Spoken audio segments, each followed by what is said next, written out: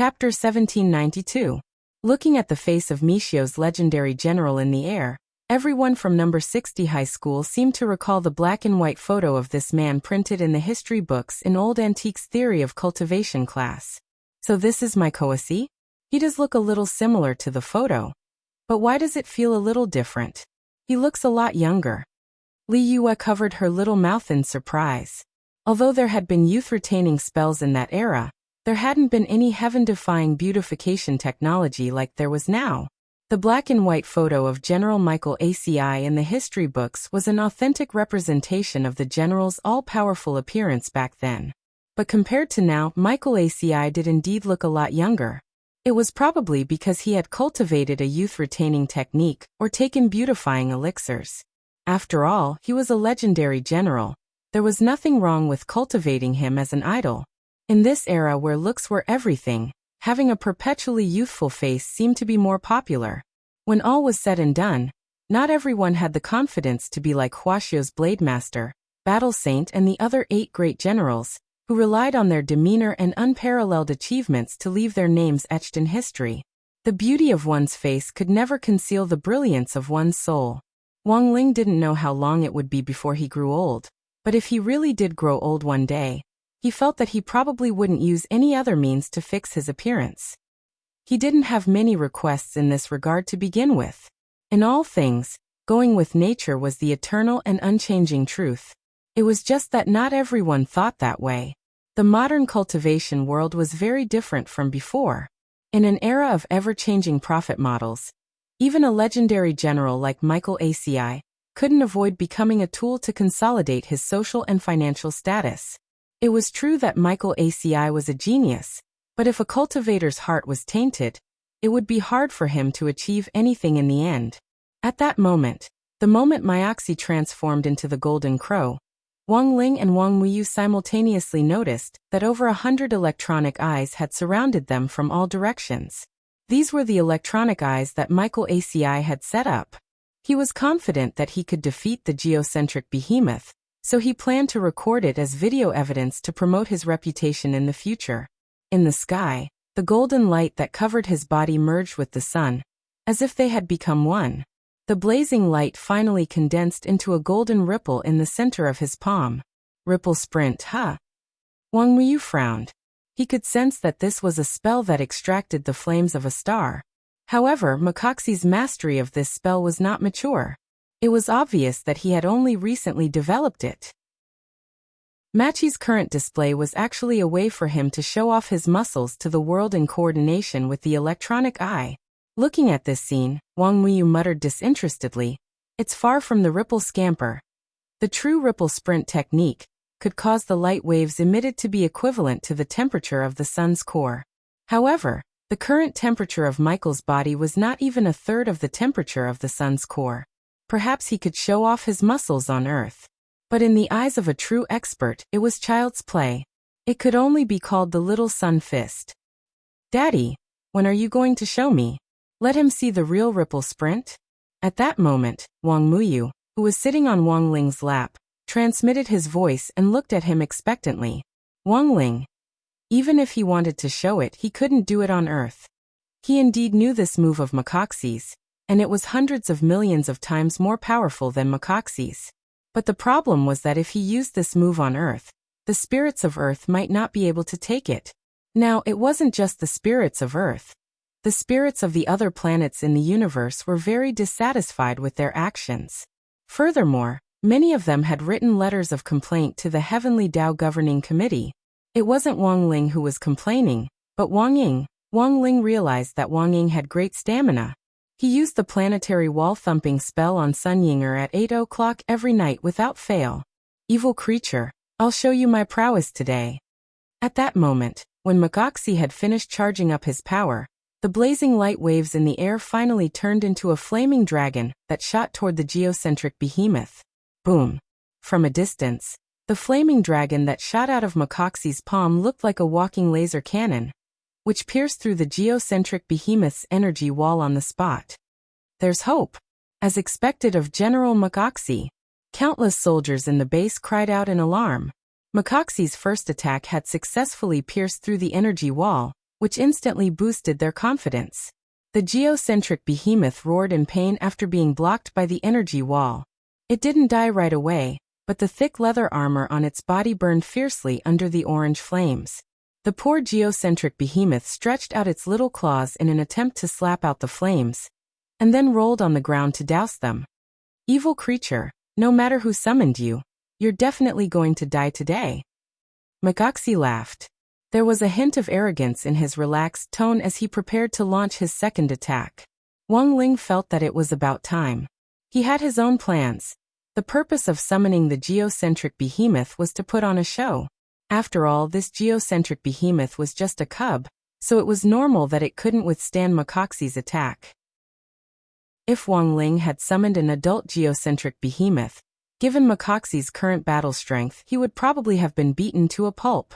He secretly used his power of sight, and just as Makoxy's second shot was about to hit the geocentric behemoth, he used the reverse summoning spell to send the geocentric behemoth back to the core world. At the same time, he used the burned skin of the geocentric behemoth to form a red orchid mark on the ground. All of this was done in an instant. It looked as if the geocentric behemoth had been directly blown up by Makoxy's second shot and evaporated on the spot. When the smoke dissipated, the red orchid imprint on the ground entered Maishi's sight. This is... In the air, Makoxy stared at the red orchid mark and frowned slightly. He felt that it looked familiar, but couldn't remember what it was. He then waved his hand to bring the nearest electronic eye to his side, and started to scan the image on the ground. Very quickly, an electronic voice rang out in Makoxy's ears. Scarlet Orchid Association. Maishi remembered. This was the mafia organization from Griot City. It turned out that this behemoth had been summoned by this mafia organization. These damn guys, how dare they? He immediately faced the soldiers at the military base below. All troops, listen up. Yes. The soldiers swiftly lined up in a square formation in response. Makoxy snorted. Pass down my order. Purge Scarlet Orchid Association from Griot City. All Scarlet Orchid Association members are to be executed on the spot. Leave no one alive. But General, executing them on the spot, this seems to be against the rules. What do you know? Makoxy said arrogantly with an awe-inspiring air of righteousness. Rules are meant to be broken. At this moment, in the name of Makoxy, I have made a decision that goes against the wishes of my ancestors. This is for the greater good of mankind. To eradicate evil. Chapter 1793. Because of Michael Assey's sudden attack, the entire Tengu of the Wisdom Tree fell into temporary chaos. That lunatic Michael Assey, he's actually going to make a move on Scarlet Orchid Association. Doesn't he know that Scarlet Orchid Association is acting on behalf of the church? Furthermore, Levis is the representative of Scarlet Orchid Association to accuse Lotus Sunday. If he's killed, the accusation won't stand. As the highest-ranking Tengu present, Lord Ba, who wore the 8-star Jason mask, was also twitching slightly under his mask. He had always kept his cool, and rarely trembled in anger. But at this moment, he had to admit that he was infuriated by Michael Assey's miraculous operation. What should we do, Lord 8? How should we deal with this matter now? Someone asked. Lord Mina took a deep breath and did his best to adjust his emotions. Then he slowly said, although Michael Assey is an out-and-out scoundrel, we can't directly clash with him for now. Generally speaking, Michael Assey wouldn't be able to interfere in this matter. He was the commander-in-chief of the main cultivation army, and the army headquarters wasn't in Griot City. Judging from Michael Assey's operation this time, he had just happened to be passing by and had come to the rescue. Lord 8 had never expected Michael Assey to actually interfere in this matter. Our Tengu has spies in the army, but Michael Assey is very cunning. He's always been on guard when it comes to counterintelligence work. Personnel in the army base are mobilized almost every day, and it's extremely difficult for our comrades to carry out their work there, said Lord 8. In fact, this was the reason why the Tengu hadn't been able to do anything to Michael Assey so far.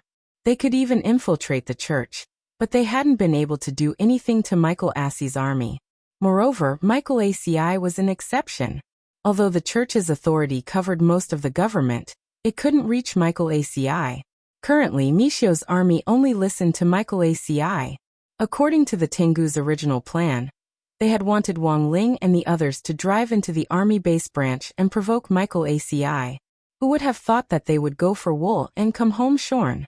Instead, Michael ACI had set his sights on Scarlet Orchid Association, which was currently on the church's side and working with them.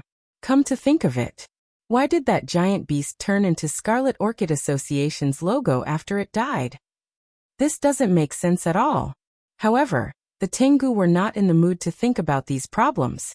Their top priority now was to resolve the matter of Michael Asti and prevent the conflict from escalating. I made a mistake in this matter as well. I didn't expect my Koasi to get involved. We should ask our brothers from the church to inform Michael in advance. Master Ba, go and greet them now. I'm afraid it's already too late. Michael ACI has always been a proud and confident man. He would never revoke his orders. Then what should we do? We can only try to communicate with them first. At the very least, we can protect Levis and prevent Michael's forces from attacking him. Master Ba said with a headache. But this isn't a bad thing. At the very least, it was obvious that the battle sect had indeed sent experts over to protect them. Or maybe one of the high school students on the armored bus is Wang Meili. High school student? No way. Maybe he's just borrowing the identity of a high school student. Master Ba said. Otherwise, there's no way to explain why such a huge beast would suddenly appear in front of the garrison base branch. Furthermore, after it died, its remains formed the shape of Scarlet Orchid Association's logo. Saying this, he couldn't help sighing. I underestimated these people's methods. This move of diverting trouble is very good. But it won't be so easy to sow discord among us and cause internal strife like this. It's time for venerated Emperor Senior Immemorial One to take action. Although there are only 5 of them in the first batch, it's already enough to give them a hard time. I want to see how this Wang Meili plans to deal with them. Under the accusation of the immoral navigation system, Wang Ling had been quick-witted to divert trouble and successfully set up a conflict between Michael ACI and Scarlet Orchid Association. If things had gone smoothly, as long as Levis was killed by Michael ACI, the accusations against Lotus Sun from the Glio government would naturally vanish like smoke. Furthermore, Lotus Sun wouldn't be the one to blame for Levis's death, and no one would think that she had ordered Michael ACI to kill Levis, because everyone knew what kind of person Michael ACI was. What he valued the most was his reputation. As a legendary general of Michio Nation, there was no way he would listen to the orders of a big miss of a financial group and kill a mafia boss. Of course, Wang Ling still didn't know if things would go as smoothly as he had expected. Tengu had eyes and ears everywhere. It wouldn't be difficult for them to use some means to protect Levis. On the other hand, Tengu's influence had already infiltrated the church. If they wanted to completely resolve this matter, the best way was to break up the relationship between the church and Tengu, so that the church and Michael ACI would share a common hatred for a common enemy and turn their guns on Tengu. They just needed to watch from the sidelines as these people fought each other in their own territory. They were suspicious of each other and transferred their conflicts to each other. This was a living Western house of cards. Wang Ling had thought that these things could only be seen in TV dramas, but the truth was that they really existed in reality. Young heroes, where do you want to go now? I'll cooperate. At that moment, the Wicked Navigation asked. He was already afraid. Under the threat of Hirogua's USB drive, he had no choice but to compromise with number 60 High. In fact, it wasn't that the Wicked Navigation hadn't collected information on number 60 High before carrying out this mission. Back then, it had a feeling that these high school students wouldn't be easy to deal with. Based on historical observation data, in this half a year's time, Shadow Stream, Immortal Mansion, Devil Emperor Guapai, Yicha, all sorts of evil forces big and small inside and outside Huaxiao Nation had already been destroyed by number 60 High. It might not seem like it had anything to do with number 60 High, but in fact everything was connected to it. Hence, the Wicked Navigation had thought that this operation wouldn't go smoothly, and that something might happen. In the end, it had been proven right. Sometimes the analysis of big data was very useful. It was just that the wicked navigation hadn't figured out which of the people in number 60 high was the hidden expert. Now it could only feign civility and surrender, and secretly gather information. When the time was right, it would send the information back to Levis. Chapter 1794. The wicked navigation took a moment to fill in the blanks. It thought that its fake surrender wouldn't be detected, but as an AI that already had the ability to think, Wang Ling would still be able to hear every single one of its little schemes. It wasn't just Wang Ling. Everyone, including Wang Muyu and Lotus Sun, knew what the wicked navigation was up to. However, they were smart enough to pretend that nothing had happened. "Daddy, is this navigation system stupid?" Wang Muyu sent a voice transmission. To be honest, Wang Muyu was speechless at the immoral navigation system. It was just a navigation system. Even if it was made into an anime, it wouldn't have any image. At most, it would just find a voice actor. But why did this wicked navigation system like to add scenes for itself? Wang Ling made a shushing gesture as a hint for Wang Muyu to stay put for now. Wang Muyu understood, then turned his little head toward the window and asked, "Where are we going now?" "Of course we'll act according to the original plan," Lotus Sun said. "And I just received a message that Yoshiko will be here soon." Is it Miss Kamiya Yoshiko?" Li Yue was shocked and immediately complained. "He came to our class a while ago. She came in as a transfer student, but she didn't even go to school for a few days. I thought she dropped out." "I didn't quit school. But there are some things that I haven't finished yet." Lotus Sun smiled awkwardly. "After going to the mall, we'll meet up with Yoshiko. We've already agreed on the location." "Where?" Super Chin asked. "Glio City's landmark, the Starry Sky Tower. Opposite us is another landmark, the Wisdom Tree," Lotus Sun replied. In fact, she did not expect Kamiya Ryoko to take the risk to help her this time. But it was all thanks to Ryoko Kamiya. This was how he had helped her bring back something very important from Huashio Nation. That was the Grey Sect leader's token. Before getting up, even Lotus Sun herself hadn't expected that the Grey Sect's forces had already expanded to Glio City. Before she set off, in order to better manage the Grey Sect in Huashio Nation, she had temporarily given the sect leader's token to Ryoko Kamiya for safekeeping. And now, Kyuya Ryoko had brought the sect master's token over. This also meant that she would have the ability to control all the Grey Church members hiding in the dark in Glio City. The Tengu's intelligence network was indeed extensive. However, they had left out the Grey Church, an organization of cultured people established for the purpose of literary discussion. So what if it was the church? In this day and age, who wasn't a sect master? Lotus Sun already had a comprehensive plan in mind. It wasn't easy for her to travel abroad with Wang Ling. It was all because of Tengu that her plans had been completely ruined. This time, she had to wipe out this hateful organization once and for all. Wang Ling. The wicked navigation smoothly parked the car in the basement of Woolwolf Supermarket, but Feng Xing and Steward Lin decided to stay in the car. "Hey Feng Xing, you're not going? I can freeload." "It's free," Hirogua asked. "It's fine, I've already told Super Chin what I want to buy, and he'll buy it for me. The GPS isn't honest, so it's safer for Uncle Lin and me to stay here and watch over it." Feng Xing smiled, the same sunny smile on his face that didn't look out of place. He indeed didn't trust this wicked navigation, so he had casually given Super Chin a list in the car just now and indicated that Super Chin would buy it for him. "Don't worry, I'll buy everything you want for you," Super Chin thumped his chest and said. Then, the group got out of the car in high spirits. After several twists and turns, Wang Ling was finally going to buy the limited edition crispy noodle snacks he wanted. And for some reason, he was a little moved. Woolwolf was the largest supermarket in Glio City, and at the same time, Glio City was famous as a cultivation technology demonstration city in Mishio Nation. Even the things sold in the supermarket were full of the aura of science and technology. After buying the No One Knows Crispy Noodle Snacks Better Than Me gift bag, Wang Ling followed the others around the supermarket. "Little brothers, would you like to try out our latest product? After installing the Quantum Fake Eye, you'll get twice the results with half the effort. And most importantly, it can quantify your fighting strength." The female saleswoman introduced the product with a smile on her face. Then how do we use it? Don't tell me you want us to gouge out our eyeballs and put them in? Hirogwa asked. That won't happen, little brother. All cultivation machinery and equipment are dismantled and installed for a lifetime free of charge. There are related stores all over the world. You'll be able to use the lifelong security code built into the cultivation machinery and equipment to authenticate it. The saleswoman said, This quantum artificial eye is the latest product from Shochong Technology Group. Wait. Madam, can you say that again? What corporation?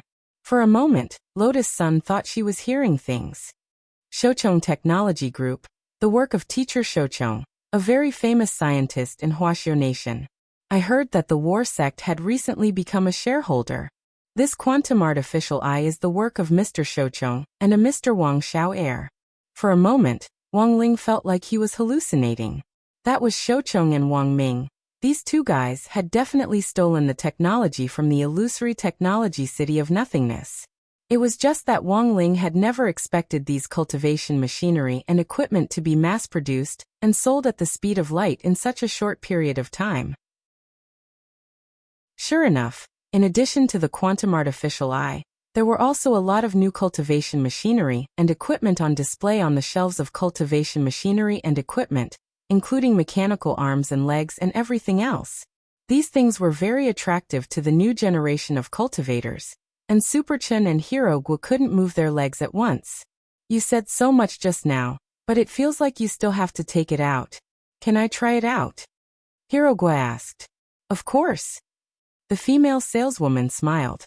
All cultivation machinery and equipment need to be installed in the body to achieve a 100% effect. You can now experience it through an external device. However, the external device can only achieve a 20% effect. As she said this, the female saleswoman took out a helmet. I've already connected the quantum artificial eye you chose with the perceptual helmet. As long as you put on the helmet, you'll see what happens next through the quantum artificial eye. I see. Superchen nodded and couldn't wait to take the helmet and put it on. Let me try it out first. Go ahead, little brother.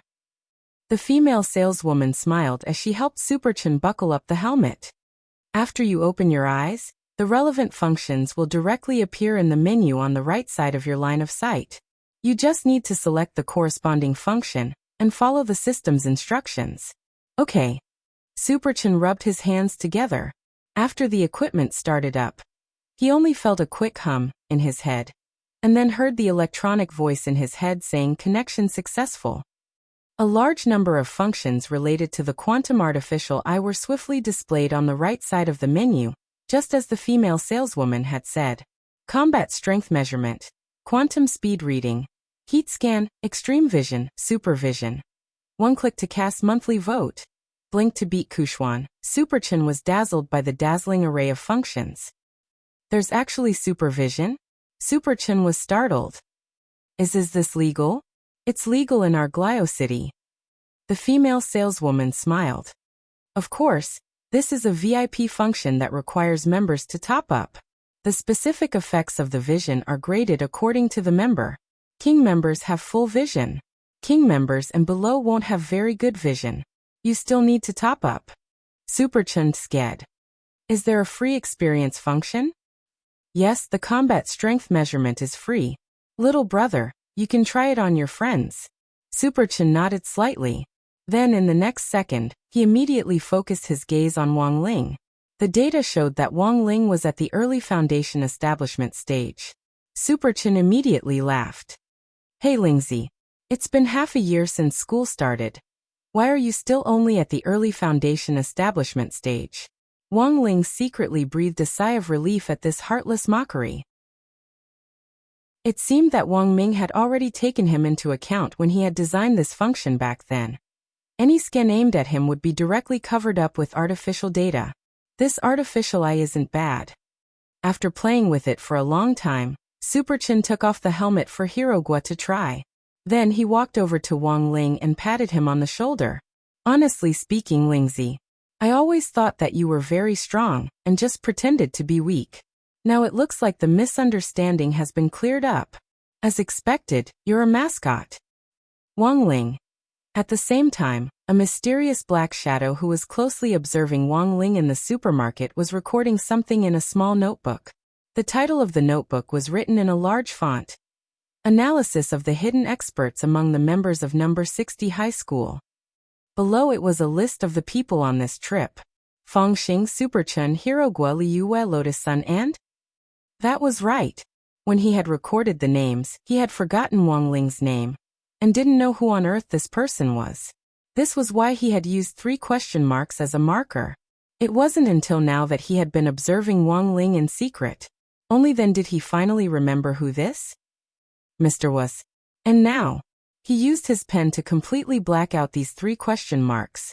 Because just now that Superchun had already helped him eliminate one wrong answer. A mere early foundation establishment good for nothing. He wasn't worth their Tengu's attention. The error-free chapter of the daily life of the Immortal King will continue to be updated on the mobile game bar. There are no advertisements on the site, so please collect and recommend the mobile game bar. If you like the daily life of the Immortal King, please collect. The daily life of the Immortal King mobile game bar is the fastest to update. Chapter 1795. Shopping was always the key to stimulating the secretion of dopamine in humans, especially when it was free, when the secretion of dopamine would rise to a peak. When the number 60 high group arrived at the entrance of the supermarket with bags of all sizes, the cashier was first startled by the mountain of goods behind them. Was this King shopping? Were they sure it wasn't clearance? The cashier was a little shocked, and it took a long while for her to come back to her senses, and she called several colleagues over to help her scan the barcodes. This incident directly alarmed the general sales manager of Volwolf Supermarket, and he immediately took command. They were very skilled, and after scanning the barcodes, they directly put the goods into storage bags one by one.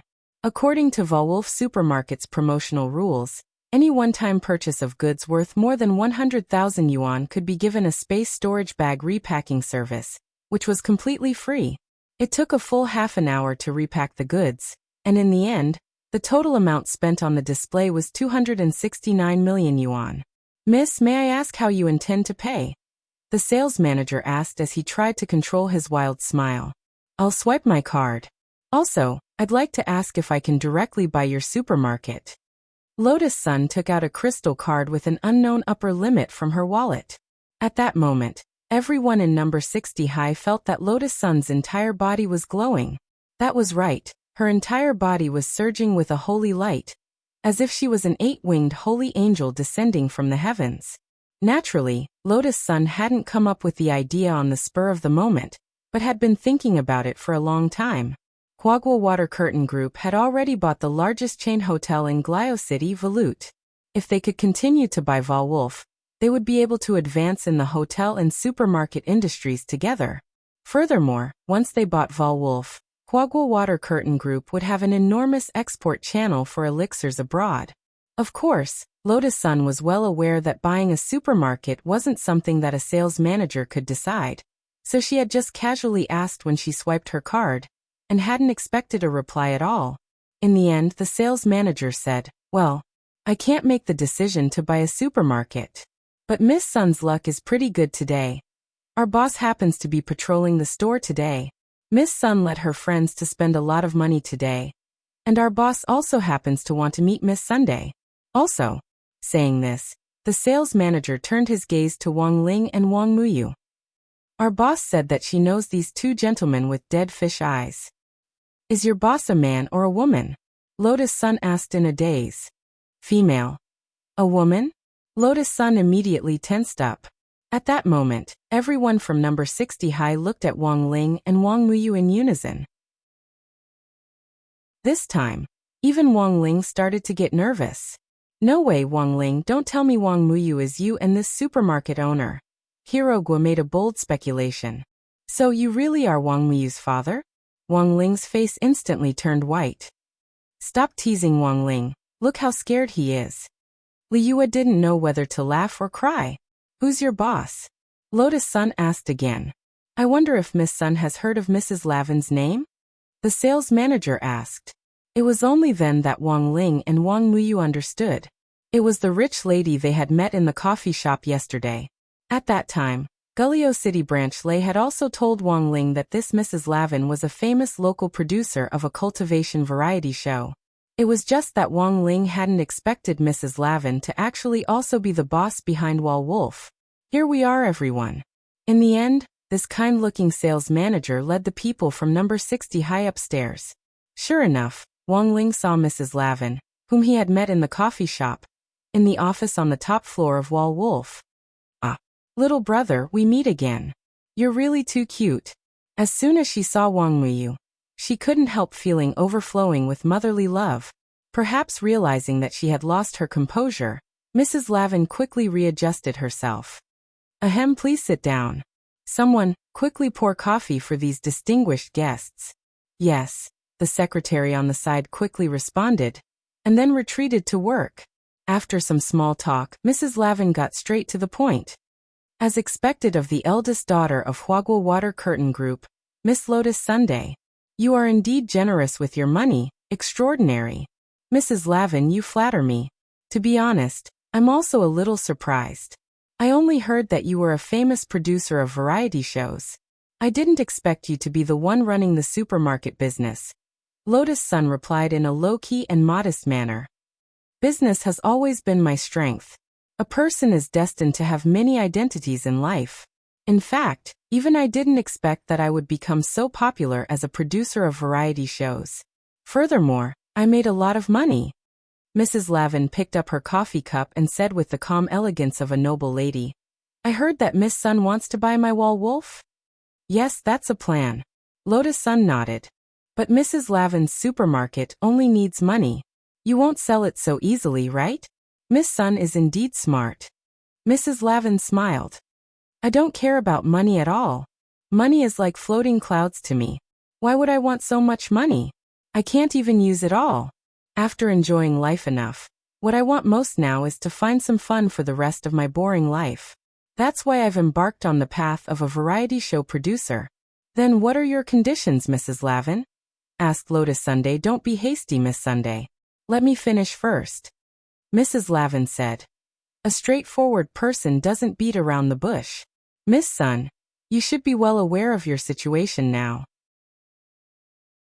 The Church and Scarlet Orchid Association have taken action against you one after another, causing you and your classmates to be confined to Gullyo City and unable to return to China. At this time, if I sell the supermarket to you, it's actually an act of siding with someone. Of course, what I'm saying to Miss Sun now doesn't mean that I'm afraid of these two forces. I just want Miss Sun to understand my sincerity. Speaking up to this point, Madame Raven slowly got up and looked expectantly in the direction of the number 60 high group. I only have one request, and that is for all of you from number 60 high to participate in the recording of a variety show with the elite representatives selected from another local cultivation high school in our Gullyo City. As long as the recording is successfully completed, I'll transfer all my shares in Gullyo City to Miss Sunday. As for the rest, I don't want a single cent at that moment. Lotus Sun frowned slightly and said in bewilderment, I want to know, why does Mrs. Lavin like our number 60 high? Chapter 1796. I think Miss Sun and all the students present should be very clear on why number 60 high was chosen. Madame Raven covered her mouth slightly with her right hand, which was covered in white lace, and smiled.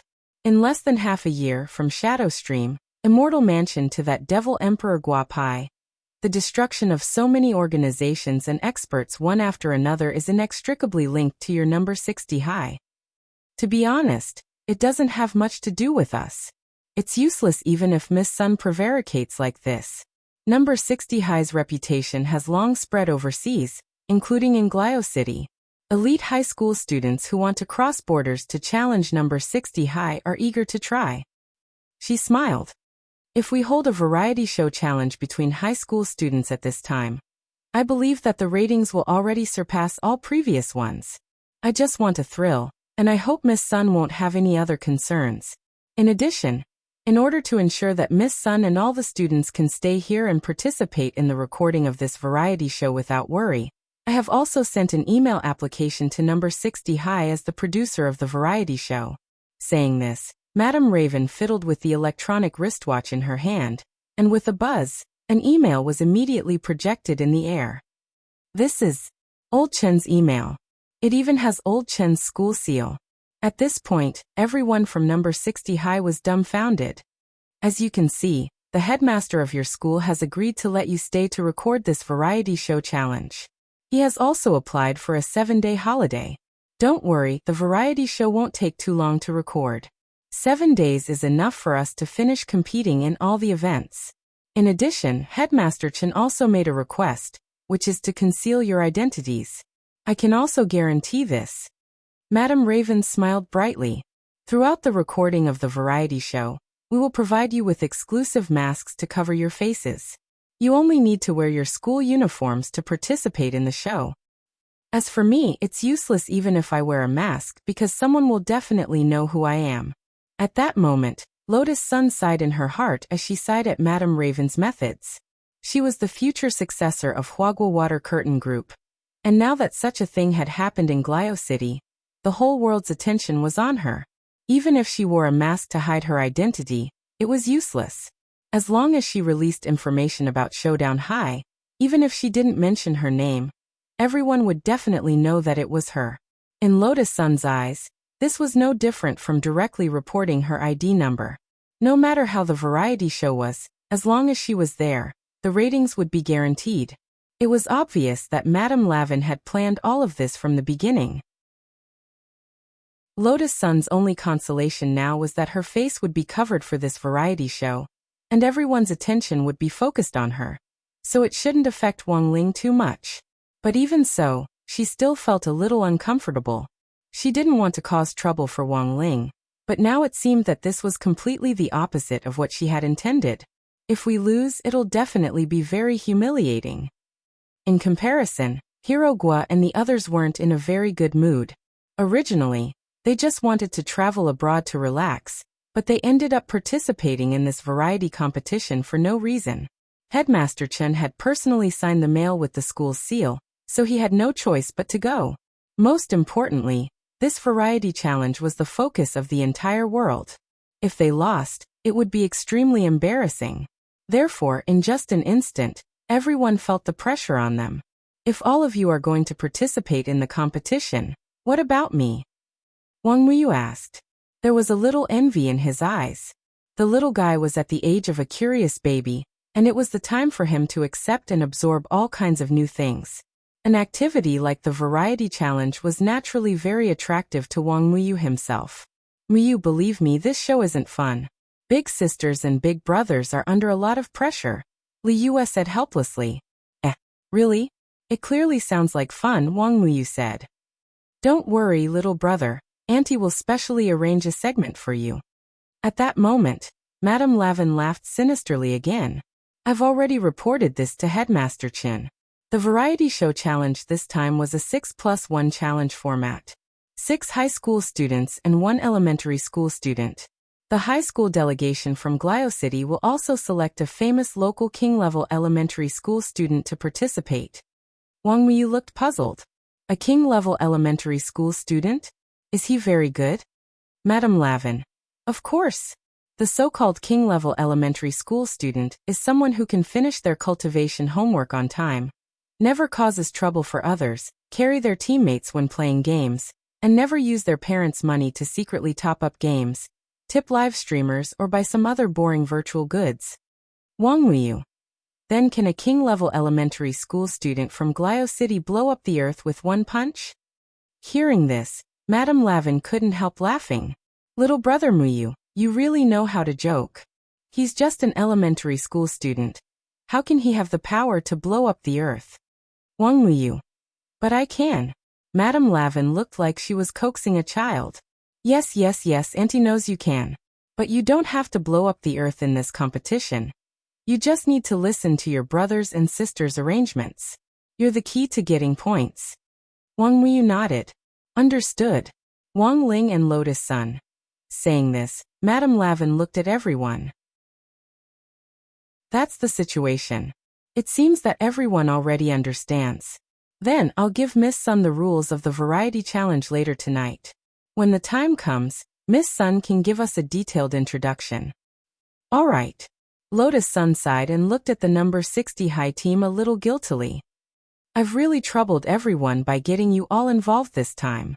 Since we're already here, let's just take things as they come. Boss Sun, you don't have to be like this. We're also borrowing your light. In any case, we're all covering our faces, so it's not shameful to lose, said Hirogwa. It's indeed not a big deal if we lose. A variety show is entertainment in itself, and being funny and enjoyable is the first priority. Madame Lavin laughed. But if we win, there's an extra surprise. I can turn all the things you have bought today into gold. This, Superchin was startled when he heard this, and immediately looked at Wang Ling. Then Lingzi will suffer a huge loss. He didn't buy anything except crispy noodle snacks. Madame Lavin. That's easy. I can just make a limited number of golden crispy noodle snacks. Even the pepper noodles will be gilded with gold powder. Wang Ling. Chapter 1797. After bidding farewell to Madame Lavin, everyone successfully met Ryoko Kwamiya in the Starry Sky Tower. Taking advantage of the view in the Starry Tower, Wang Ling saw Kamiya Ryoko stealthily find an opportunity to stuff the token of the head of the Grey Sect into Lotus Sun's hand. And then the two of them started to talk. Ryoko Kamiya. I think this Mrs. Lavin has a secret. She was also a businesswoman, and Wolf's business network covered the whole of Mishio Nation. Tens of billions of annual revenue, just for a variety show? That's too unrealistic. That's what I think too. Lotus Sun nodded. I didn't want to take it at first, but now the headmaster has agreed, saying that we're winning glory for the country. And he also said. Kwamiya Ryoko was puzzled. What else? Lotus Sun didn't know whether to laugh or cry. He also said that this was the result of his comprehensive consideration. Because starting from our cohort, as long as classmate Wang Ling was in the competition, he would win all of them. That's why Headmaster Chin thinks that Wang Ling is a mascot, so this is a sure win. Ryoko Kwamiya sighed. There was no doubt that Wang Ling was a very dangerous mascot. This time, with all the forces mixed together, Ryoko Kamiya felt that things would become more interesting. Where are you going to live next, Yoshiko? Is there any guarantee of safety?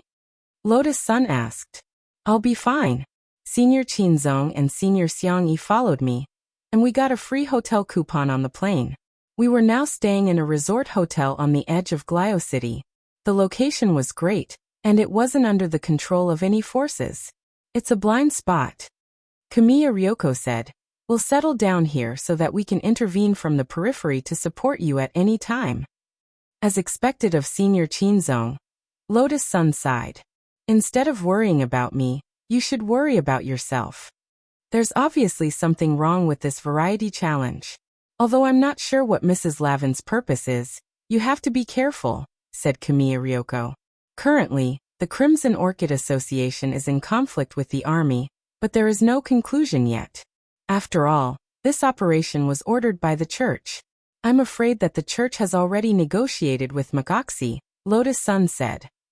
I don't think it's that simple. Kamiya Ryoko said.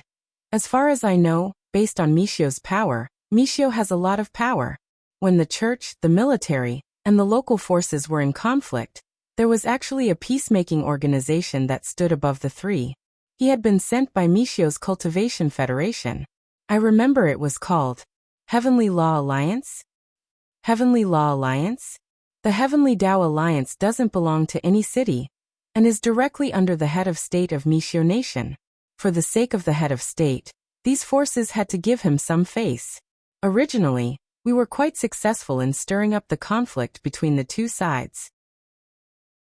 If the Heavenly Law Union intervened at this time, and mediated the conflict, the Heavenly Law Union would not be able to deal with it. Even if they are united against a common enemy, they will still point their spear at us. Kamiya Ryoko rubbed her forehead, feeling an unprecedented headache. Now Senior Xiangyi has already prepared for the worst. He can't be thinking of, that's right. He had already extracted the photos of the leaders of the three factions. If he really couldn't deal with them in the end, he would be able to kill them. He can only be the bad guy. Kamiya Ryoko said. When the time comes, be it the church's pope or the Heavenly Tao Union's alliance leader, Senior Xiong's silver bullet would be enough to blow their heads off. That night, the Snail Hotel where the people from number 60 High were staying was under martial law. The people in charge of martial law weren't sent by Huagua Water Curtain Group, nor were they local mercenaries, but the direct troops of Madame Lavin's force. They were white warriors known as White Demons. They wore light armor from head to toe, and each of them carried at least 2 katanas on their backs. On average, they were at level 6 of the soul formation stage. These white warriors were like hailstones after the spring thunder. They came from all directions and surrounded the Spiral Shell Hotel. Every guest who wanted to stay in the Spiral Shell Hotel had to go through a strict identity check before they were allowed to stay. That's too much.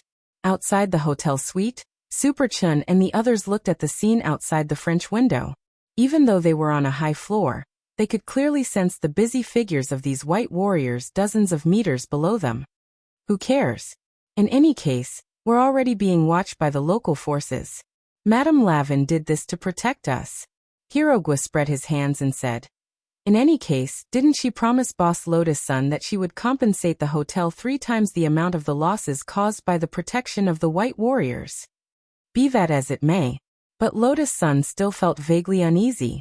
On the surface, it seemed that Madame Lavin's purpose in doing this was indeed to protect them so that they could smoothly film the next variety competition. But Lotus Sun had an inexorable intuition that Madame Lavin's true purpose wasn't that simple. Especially after what Ryoko Kamiya had said to her. She felt that Madame Lavin's purpose wasn't that simple. At the same time, under the night sky, Madame Lavin slowly stepped out of a limousine in front of St. Peter's Cathedral. We'll escort Madame in. Behind her, 2 white warriors appeared behind her in a flash. You don't have to go in. Wait for me at the door. Madame Lavin's expression was calm as she slowly walked inside the church along the red carpet that had been laid out to the soles of her feet in front of St. Peter's Cathedral with a snow-white cane in her hand. Enveloped by the moonlight, the glazed roof tiles were noble and gorgeous, giving off a solemn and holy feeling. At this moment, in St. Peter's Cathedral, Levis, the president of the Crimson Orchid Association, had already come out ahead of time. He was facing the portrait of the Virgin Mary with his eyes and half of his, but on the wooden bench, praying devoutly.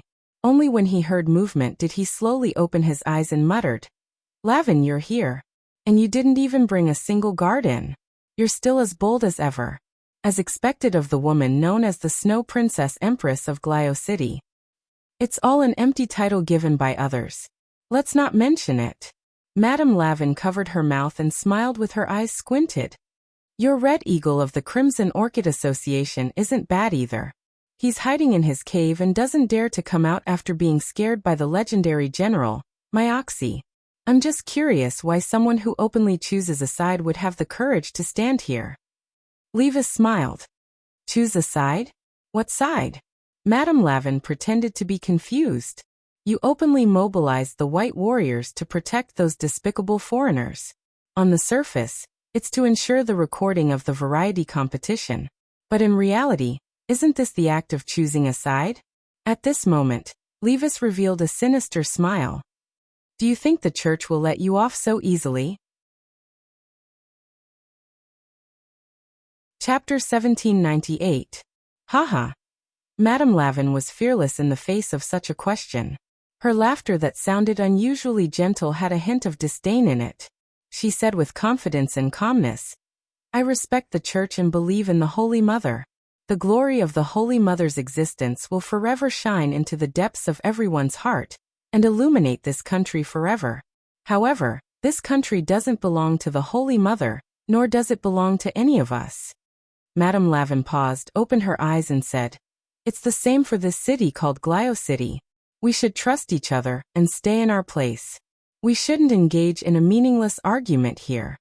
As soon as she finished speaking, a loud applause was reflected through the glazed tiles of the dome inside the bright St. Peter Cathedral, and spread throughout the whole cathedral.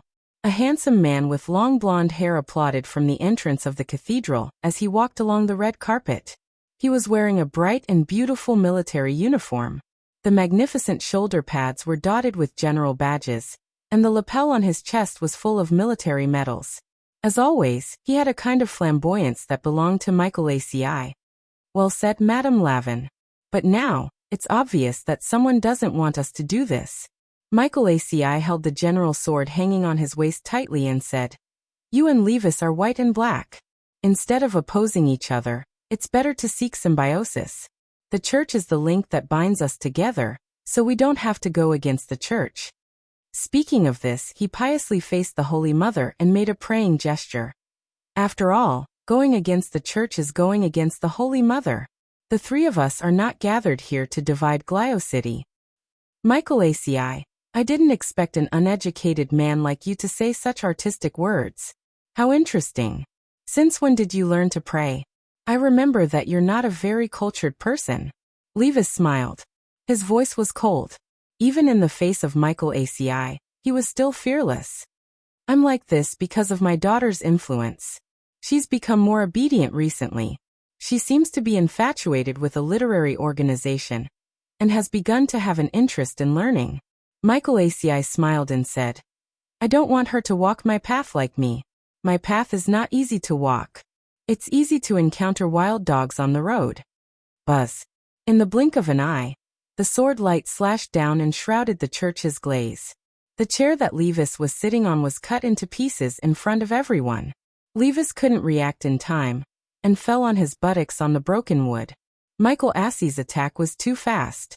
He didn't even have time to react before he fell to the ground. Without a doubt, this was a form of humiliation.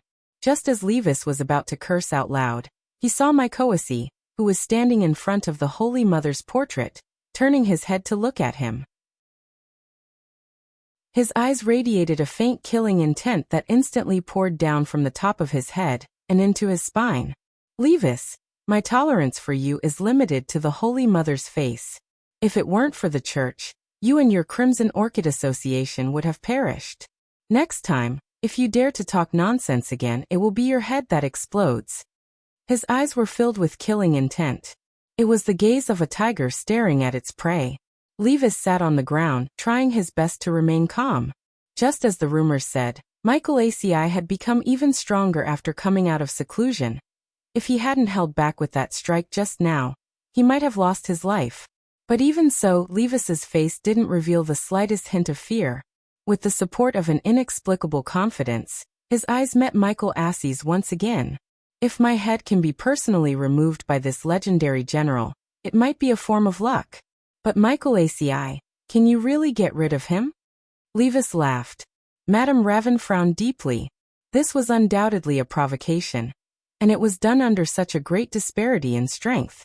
Even Madame Ravin herself wasn't sure if she had a chance of winning against Michael ACI. Levis's strength was so great that he dared to openly challenge Michael ACI. Even with the church's support, this kind of confidence wasn't enough. Kill. Michael ACI was obviously infuriated. His eyes were deep, carrying an indescribable coldness and a dense killing intent. The silver sword light intertwined with the glazed halo on the dome and slashed at Levis's head in an instant. This kind of killing intent and aura was too awe-inspiring. Madame Ravin didn't doubt that Levis's head would fall to the ground immediately. Bang!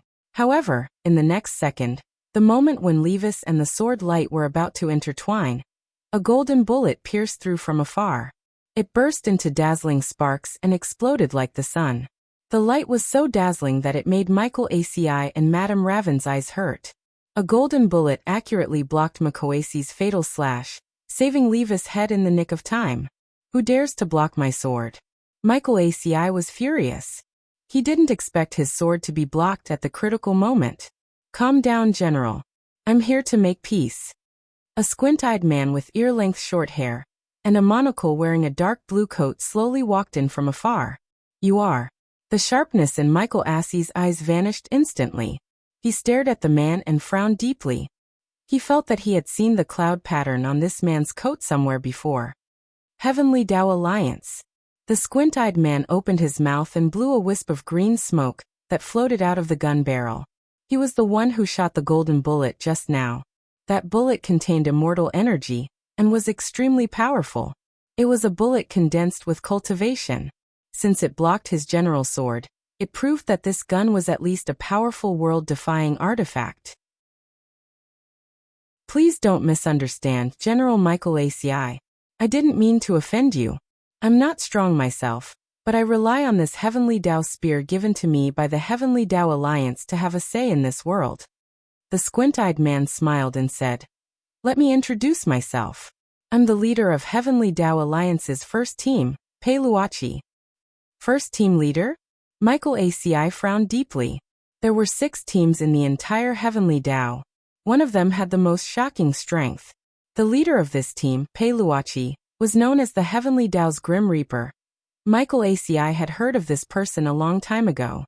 However, he didn't expect this person to be this squint-eyed man with a strange voice and a sneaky smile. "I'll cut to the chase, General Michael ACI. I'm here to mediate," Pei Luoqi said. "Originally, I didn't want to get involved in this matter. Recently, my son has become obsessed with learning because of a literary organization, so I wanted to stay at home to tutor him. But now you guys are fighting in Glio City. As the leader of first team, I have no choice but to intervene." As he spoke, he looked around at Michael ACI, Madame Lavin, and Levis. "My Heavenly Tao spear isn't here to protect anyone. What I'm doing is to turn your conflict into a united bullet of justice. P.S. Who do you think the literary organization mentioned in the text is?" Chapter 1799. Here, it's always the fist that talks. Whoever's fist is harder controls the truth. Wielding the general's sword, there was a hint of excitement in Mike Assie's eyes as he stared at Pei Luoqi. He had long heard of the Heavenly Tao Alliance's team leader, and thus didn't intend to let go of this opportunity to compete. As someone who had just come out of seclusion and stepped into a new realm, Mike ACI was really curious about whether the Heavenly Tao Alliance's battle strength was as heaven-defying as the legends said. Almost in an instant, Mike ACI unsheathed his sword and attacked again. Wielding the general's sword, his sword chi was like a rainbow as he moved at an incredible speed. This man was serious. The moment they sensed the dense killing intent, Madame Raven and Levis instantly retreated to the sides to keep a distance from the two. St. Peter's Cathedral was instantly overturned. The portrait of the Virgin Mary behind Mike ACI swayed in the gale, and the string was torn off in front of everyone as it floated into the distance.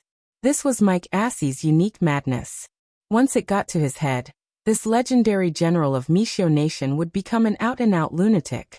Facing the powerful spiritual pressure and the terrifying blade that was about to strike his neck, Pei Luoqi stood solemnly on the spot, far calmer than Madame Raven and Levis had imagined. Earlier, Pei Luoqi had claimed that he had relied on the Heavenly Tao spear in his hand to get to this step, but now that he was standing in the middle of the field and facing Mike ACI's sudden attack, he was as unmoving as Mount Tai, which was enough to prove how extraordinary he was. Clang! The blade accurately struck Pei Luoqi's neck with the sound of godly metal colliding. His body was unbelievably tough, and he directly blocked Mike ACI's sword in the most ordinary manner. At the same time, strands of purple chi seeped out of Pei Luoqi's skin and wrapped around Mike ACI's general's sword. Immortal chi? Madame Raven and Levis were shocked at the same time. They could sense that this purple chi was extraordinary. They had already sensed it when the Heavenly Tao spear had shot that golden bullet earlier. Now that this immortal chi was revealed again, both of them were horrified at the same time. Sure enough, Pei Luoqi, the Heavenly Tao Alliance's team leader, had already become a venerated immortal after Earth leveled up. Michael ACI's sword failed to cut off the head, but the expression on his face did not change much. He snorted, and then put away his general's sword. He stared at Pei Luoqi, who was still smiling with his eyes narrowed, and then said with a hint of coldness, "Why aren't you attacking?" "I've said it before, it's to unite all of you into a single force to fight against the outside world.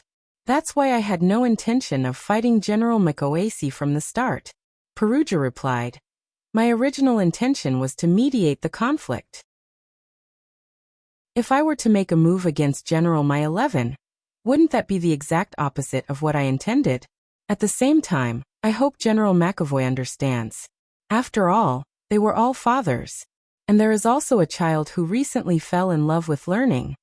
Boring. Upon hearing that, Maxi sheathed his sword. He didn't like Peroche. From the moment this man walked into the church, Mike Osti felt that Paroch's face had an indescribable expression that deserved a beating. I don't know if General Makoasi likes me or not, but even so, the most important thing for us to do right now is to work together sincerely, to avoid being sowed discord by the same opponents. Paroch said, "This time, I'm here to talk to all of you on behalf of the Great Pontiff." As he spoke, Paroch took out a beautifully framed jade scroll from his bosom. This is the Great Pontiff's handwritten letter. The Great Pontiff's personal signature and seal is also on it. Therefore, the result of my discussion with all of you is the final result of the discussion with the Great Pontiff. Why didn't the Great Pontiff come himself? Mike Osti was puzzled. The Great Pontiff is a person who loves to learn. Recently, he has been so engrossed in literature that he couldn't extricate himself. That's why he couldn't come himself. Paroch said, "Knowledge is the ladder to progress. The Great Pontiff is still as ambitious as ever." Madame Lavin walked over from the side. She had a smile on her face as she moved her slightly plump body. Her seemingly clumsy body was actually not slow at all. Mike Osti could sense that Lavin's and Levis's reactions had already surpassed what they had been when he had confronted Paroch earlier. They had also concealed some of their strength, and had improved even further than before. After confirming that Paroch was holding the Great Pontiff's letter, Mike Osti sighed deeply and stared at Paroch. "You intend to play matchmaker for us, but we already have a traitor here, don't we?" Hearing this, Madame Lavin was the first to laugh. "General, there's no need to use such an obscure excuse. You could have just given me my ID number." "That's right, I won over that Miss Sun and the members of number 60 high school to participate in the variety show challenge, and I sent my white warriors to protect them. But the truth is that this is the Great Pontiff's idea. This is the Great Pontiff's idea." This time, even Levis was shocked. Paroch smiled. The Great Pontiff's purpose in doing this is actually to get Lavin closer to those people.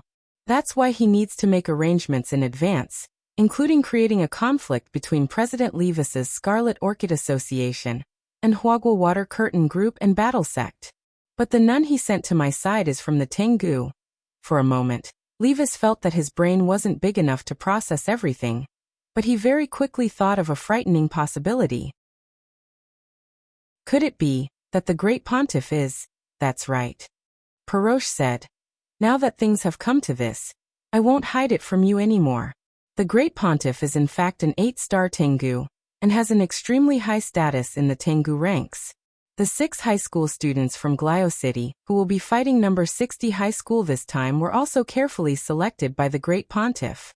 They are known as the 6 Great Child Prodigies. I remember, didn't you say that there was another child?" Mike Osti asked with a frown. "Yes." Paroch nodded. "There is a child. And this child is the leader of our Heavenly Tao Alliance Team 2, Jiu Yun. He's very strong, but he was born with a childish face, and has always maintained a child's figure. This time, he will be the corps commander of the 6+1 model."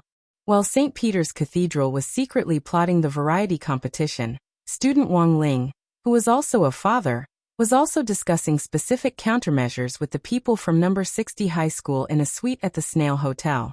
Just half an hour ago, Lotus Sun, as the leader of the Grey Sect, had used the secret key on her token to post a set of coordinates on the exclusive Grey Sect app. She had urgently mobilized all the Grey Sect disciples in Glio City who could help. Just half an hour later, in a private room in the hotel, a little girl who looked no more than 12 suddenly knocked on the door mysteriously. Lotus Sun opened the door. "You are?" "I'm Micah Bay. Big sister, you can call me Little North." The little girl smiled. "I'm here to look for the legendary leader of the Grey Sect." Chapter 1800.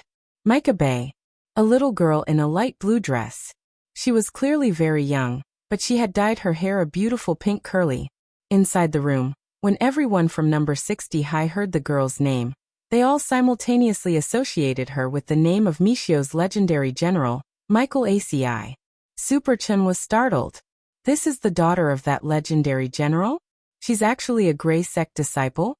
Everyone sucked in a cold breath. There were very few Grey Sect disciples who could find this location unimpeded, And Micah Bay was protected by her identity as General Michael Acei's daughter. Even if the white warriors at the door saw her, they wouldn't think that this legendary general's daughter hadn't come to the hotel to have fun, but to look for the leader of the Grey sect. To be on the safe side, everyone from number 60 high prepared to act according to the plan they had agreed on earlier. It was true that Lotus Sun was the leader of the Grey sect, but the eyes of the various forces in Glio City were very complicated. Without any in-depth contact, everyone felt that it was better not to expose her identity as the leader of the Grey sect. Thus, when it came to meeting the disciples, they decided that Lotus Sun would stay in the room and remotely direct the operation, while the rest of them would take turns playing the role of the leader of the Grey sect. Even the sequence had been decided. The first person to play the role of the leader of the Grey sect was Hirogwa. When the door to the room opened, Micah Bay walked in full of longing. Her eyes were sparkling, as if she had embarked on a path of cutting-edge literature, and was about to realize her dreams. "Hello, Miss Xiaobei, I am the leader of the Grey sect." Then, with Hirogwa's greeting, it was like a basin of cold water had been poured over her. There was clear astonishment on Micah Bay's little face. She looked at the fierce-looking little fatty in front of her, and for a moment felt like her dreams had been shattered. You are the leader of the Grey sect. What, are you very disappointed?" Seeing Micah Bay's downcast face, Hirogwa was in fact also dealt a heavy blow to his heart. He hadn't done anything wrong. He had just been entrusted with the task of protecting Lotus Sun's identity as the leader of the true sect. In the end, he hadn't expected to be despised by the Grey sect disciples in Glio City in the first round. "No, I'm not disappointed." Micah Bay tried to maintain her smile as she shook her head. "I'm just desperate." Hirogwa. Everyone else. Micah Bay. The leader of the Grey Church in my imagination is a person shrouded in light, not a person surrounded by fat. Hirogwa. It could be seen that after Micah Bay said this, Hirogwa almost couldn't sit still anymore. But for the sake of the bigger picture, the others stood in a row behind Hirogwa and firmly pressed down on his shoulders. The scene was indeed a little awkward, and even Wang Ling started to feel a little embarrassed on Hirogwa's behalf. Although Old Gua's body was a little swollen, he could actually be considered a nimble fatty. As one of the students in the elite class, he had also been one of the top students in number 60 High's PE exam. He had never been humiliated like this before. It was not scary to be despised by the people around him. After all, the more derogatory their words were, the closer their relationship was. But when a complete stranger came up and gave him a head-on blow, Hirogwa instantly felt a heart-wrenching pain, and he almost couldn't take it anymore. Perhaps realizing that he had gone overboard, Micah Bay's little face was immediately filled with smiles. I'm sorry, Lord Sect Leader. Actually, I didn't mean it that way. I didn't mean a lot of what I said. I don't know why, but after seeing your face, I couldn't help blurting it out because it was so different from what I thought. It's fine. Hirogwa tried his best to remain calm. By the way, little Bay, since you saw me post the coordinates and come here, you should know what happened, right? Also, you should know that your identity is very special. Of course I know. Micah Bay said. My father is Mishio Nation's legendary general, Mike Acei. It's precisely because of this that none of those white warriors dared to stop me or follow me when I went upstairs just now. They all thought I was here for a beauty treatment. A little girl needs beauty treatment? Hirogwa laughed. Of course girls need to take care of themselves, otherwise they won't be able to lose weight even if they want to. Micah Bay replied with a smile on his face. And these words made Hirogwa feel like he had been shot in the knee again. Let's not talk about this, little Bay. You know, I need your help now. No problem. Although I'm very disappointed with the appearance of the leader of the Grey Church, I'm still a loyal follower of the Grey Church. Your image in my heart is still that of a paper man. I just need to forget what you look like later. The leader of the Grey Church can only be what I see in my heart. Micah Bay said with a slightly yearning look in his eyes. Look, a speck of gray in the age. What a beautiful sentence. Wang Ling, Lotus Sun and the others. Are you sure it's okay, little Bay? We want you to be our informant, and we need you to provide us with information on your father Mike Acei's movements. Hirogwa asked. Of course it's okay. My father never has time to accompany me, and often yells outside about how to become stronger and stronger. I can't wait for him to lose face outside, and it'd be best if he stayed at home the whole time. Mike-Bay smiled and said, if only my father could fall. In that case, I could prepare a cage at home and raise my father in it. Wang Ling. Hirogwa. Everyone else. Hearing Mike-Bay's words, everyone from number 60 high was a little shocked. Sure enough, all the pink hair was black. This was too frightening. Who would have thought that the legendary daughter of a legendary general would actually be a sickly girl? Okay, little Bay, you've passed the interview, and I'll be counting on you from now on. I'll get in touch with you through the exclusive Grey Church app, Hirogwa said as he tried to hold back his cold sweat. I understand, Lord Leader. Mike-Bay nodded, then waved at everyone in the room. Then we'll talk online. Then, she directly left the room. For some reason, everyone from number 60 high instantly breathed a sigh of relief. Just receiving Mike-Bay alone had already made Hirogwa feel like he had already lost half his old life. Can this person really be trusted? Hirogwa said doubtfully at that moment. I think so. Superchin said. Her expression just now wasn't fake. She really wants to keep her father in a cage. Wang Ling sighed in his heart. He had only heard of benevolent fathers and filial sons, but didn't know that there was actually such a thing as benevolent fathers and filial daughters. Chapter 1801. Just receiving Mike-Bay was enough for Hirogwa to feel tired, and most importantly, Mike-Bay had actually looked down on him. Although it wasn't that Hirogwa didn't know what his problem was. Even if he was a little fat, it wasn't like he'd eaten rice. So what if he was a little fat? Don't take it to heart, old Gua. Being able to eat is a blessing. Helpless, Li Yue could only comfort him from the side from a girl's perspective. You have to believe that you're a nimble fatty. For some reason, it sounded like a good thing, but Hirogwa felt that it was an even bigger blow to him. When all was said and done, it wasn't his fault that he was fat, it was mainly a genetic problem. Almost 80% of his uncles were counted by the ton, so he couldn't be blamed for that. You've worked hard, old Gua. Watch me. Seeing Hirogwa's pained expression, Superchin naturally couldn't bear it as his brother, and he stepped forward to take over the role of temporary leader of the Grey Sect. Just then, another voice rang out from outside the suite. Hello, I'm Pei Xiaoyuan. I'm here to look for the leader of the Grey Sect. It was the voice of a boy about 14 years old. It was a little hoarse and immature, and it was a clear sign that he was going through a voice change that was common among young people. Li Yue stepped forward and opened the door. A young man with short, black hair, a long braid at the back of his head, fair skin, and a pair of eye-catching, jutting ears immediately walked into the suite. He looked like an elf. He was wearing dark purple clothes, thin stockings, and a pair of black leather shoes. At first glance, it was obvious that he was dressed like a child from a rich family in Glio City. He exuded an air of nobility that made people feel like they could see him from a distance, but not play with him. Super Chun sat upright on the sofa with a row of people from number 60 high behind him. He rested his chin on his crossed fingers as he looked at the fairy-like youngster in front of him, and deliberately said in a low voice, Hello, I am the leader of the Grey Sect. You're actually the leader of the Grey Sect? Like Mike-Bay, after learning that Superchin was the leader of the Grey Sect, Pei Xiaoyuan's slightly surprised little face turned a little disappointed. What? Are you disappointed to see that the Grey Church's leader is a man?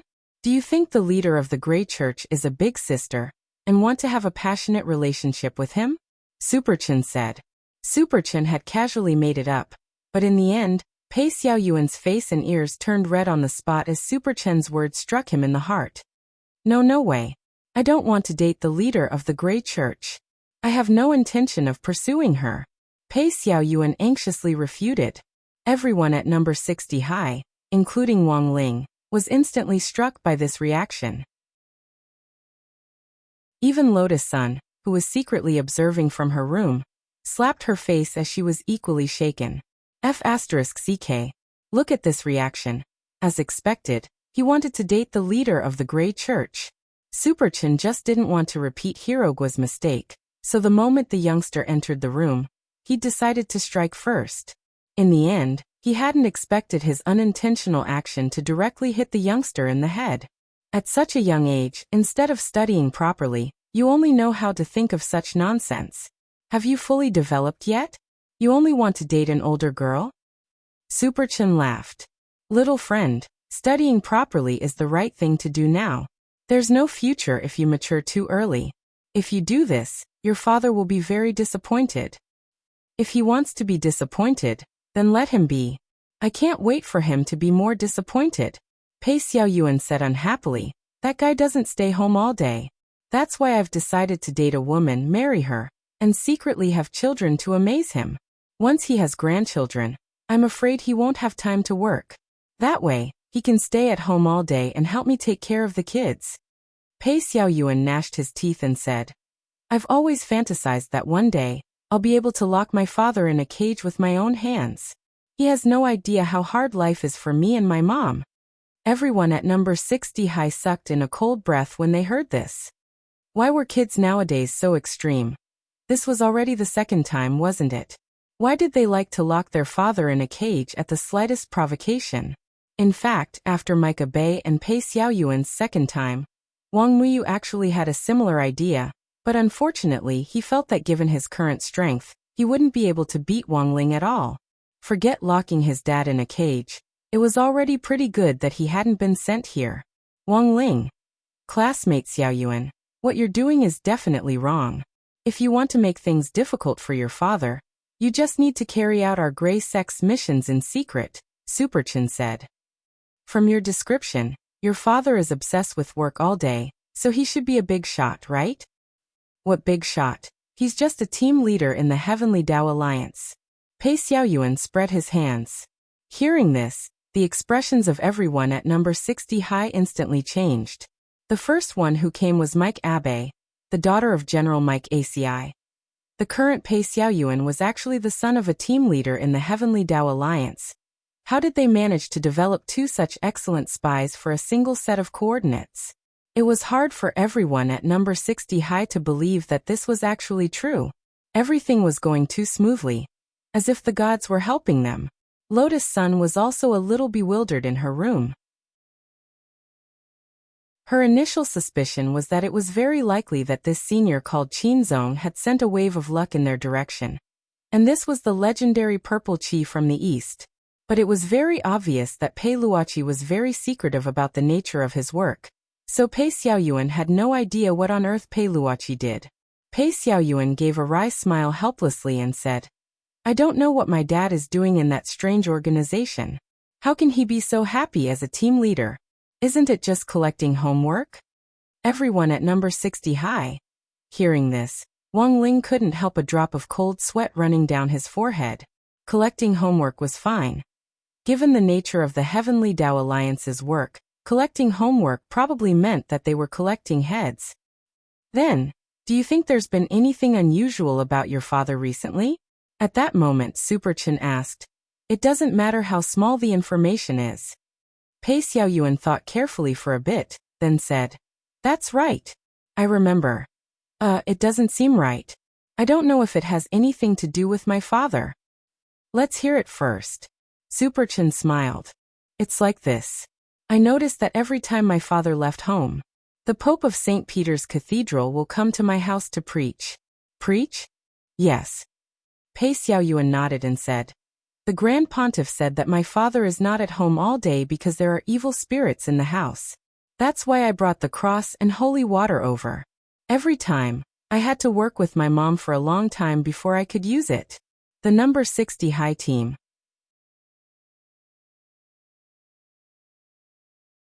Chapter 1802. After chatting for another 10 minutes or so, Pei Xiaoyuan left. He had left to the consolation of the people from number 60 high school, even though even he himself hadn't realized what had happened. After receiving the message to go back and await further instructions, Superchin gave Pei Xiaoyuan another signature from the leader of the Grey Sect, who was so happy that he almost fainted. The truth was that this signature had been signed by Wang Ling, and had nothing to do with Lotus Sun and Superchin. Why are you looking at me, Lingzi? Think about it. Boss Lotus Sun was in her room just now. How could she have signed it? Otherwise, everything would have been exposed. You secretly signed the one she gave you. This plan is simply perfect. Superchin gave him a thumbs up and grinned. Also, it's not like you don't know that Boss Lotus-san has been imitating your handwriting all along. On the surface, there's actually no difference between her signature and yours. Apart from the few of us, no one will be able to tell. Don't worry. Wang Ling. No difference? Of course there was. And there was a big difference. Pei Xiaoyuan's father was the leader of Team 1 of the Heavenly Tao Alliance, and his family was so close to the Great Pope. Wang Ling didn't know if the cross and the so-called holy water would work. But this signature of his could really exorcise demons and ward off evil. And it was extremely lethal. I'm really sorry to trouble you this time. Madame Lavin has already sent us the information on the variety competition. Now let's discuss how to deal with it. At that moment, Lotus-san came out of her room and said this, her face red to her ears. From far away in the suite, she had heard Superchin say in front of everyone that she had imitated Wang Ling's handwriting. This was tantamount to a public execution. And she was so embarrassed that she just wanted to find a hole to crawl into. She had no choice but to open the door and change the subject to discuss the variety competition. If he allowed this group of old men to continue expanding the topic, it might really get out of hand later on. Elsewhere, Pei Xiaoyuan's heart blossomed with joy when he received Wang Ling's signature from the leader of the Grey Sect. He never thought that the leader of the Grey Sect, who looked like a boorish old man, would actually sign such a delicate name. Sure enough, the Grey Sect was a place where cultured people gathered. Ever since he was young, Pei Xiaoyuan had loved Chinese culture, especially Chinese characters. He felt that they were the most beautiful characters in the world. During the conversation in the suite just now, he had spoken in Mandarin. Although he wasn't very fluent and had a very thick accent, it was clear from the conversation that this group of Huaxiao people at least understood him. Young master. Downstairs, surrounded by several white warriors, Pei Xiaoyuan got back into his black MPV. The butler had been waiting for a long time. I'm done. Let's go home now. Pei Xiaoyuan was in a good mood. When he returned to the bungalow he lived in, he saw the pair of boots of the Great Pope at the entrance. As usual, he could hear the sounds of chanting coming from the house. Ha! Ha! Ha! Hallelujah! Although Pei Xiaoyuan didn't know why the voice sounded so urgent, he didn't take it to heart. It was very tiring for the Great Pope to come to their house to exorcise demons, so it was normal for him to be short of oxygen when he was reading from the Holy Book. As usual, he returned to his room and obediently locked the door from the inside. He opened his little drawer and put the signature of the Grey Sect's leader into it. When Pei Luoqi got home, the first thing he saw was his wife fainted in the bedroom. She had an ugly expression on her face and was in a daze. On the other side was the Great Pope, whose clothes were disheveled in that instant. Pei Luoqi's mind went blank. He didn't know what on earth had happened for something like this to actually happen. As the leader of Team 1 of the Heavenly Tao Alliance, Pei Luoqi did his best to suppress his emotions and calm his mind. He examined his wife's injuries and was surprised to find that she hadn't been defiled. She was just clearly a little frightened and dazed. Honey, what on earth happened? Pei Luoqi was full of doubts. The Great Pope, he protected me. Tears streamed down Pei Luoqi's wife's cheeks. You haven't been home all this time, and I don't even know how to tell you about this. Previously, when the Pope came to visit me in Shaoyuan, he found a jealous ghost in our house. Jealous ghost? The Great Pope said that this is a vengeful spirit born from excessive jealousy when it was alive. It grows stronger by collecting people's jealousy. This jealous ghost was a single dog when it was alive, so it couldn't bear to see a happy family. Speaking up to this point, Pei Luoqi's wife couldn't help crying again. And that jealous ghost has always wanted to defile me. There's actually such a thing. Pei Luoqi was shocked and hugged his wife tightly. I'm sorry, honey. I should have spent more time at home. But what does this have to do with the Great Pope? His wife sighed and said, when the Great Pope found out about this, he also knew that the jealous ghost wanted to defile me. So he calculated the time that the jealous ghost would appear. He wanted to hide in the bedroom and wait for the jealous ghost to appear, then purify it. But the jealous ghost was even more terrifying than the Great Pope imagined. So the Great Pope is... he failed to purify it, and was instead attacked by the jealous ghost. Paoluachi covered his mouth in horror. He looked at the disheveled and dying great pope on the ground, and there was an inexplicable complicated feeling in his heart. This was because the great pope himself was not very strong, and he had obtained such a high position entirely because of his character and the spread of faith from all sides. Paoluachi was filled with regret. He should not have doubted the great pope's character. He did not expect the great pope to make such a huge sacrifice to protect his wife and son. So now what happened to the jealous ghost? Paoluachi asked. His wife's face was filled with fear again. Before you came, you sent out a ray of holy light, and when I woke up, I heard your voice, but I can feel it. This hateful thing is still here. It's still here. Don't be afraid, honey. I'm already back. Paoluachi comforted his wife. Then at this moment the great pope's body twitched, and he actually stood up from the ground, swaying like a zombie. There was a kind of madness on his face, and his body was mixed with a terrifying yin and qi that had never been seen before. Even his tongue had changed. Paoluachi hurriedly covered his wife's eyes. He saw that the great pope, who was suspected to have been possessed by the jealous ghost, stretched out his long green tongue at this time, first licking his lips, then licking the tip of his nose. Then he turned his gaze and suddenly attacked Pei Xiaoyuan's room.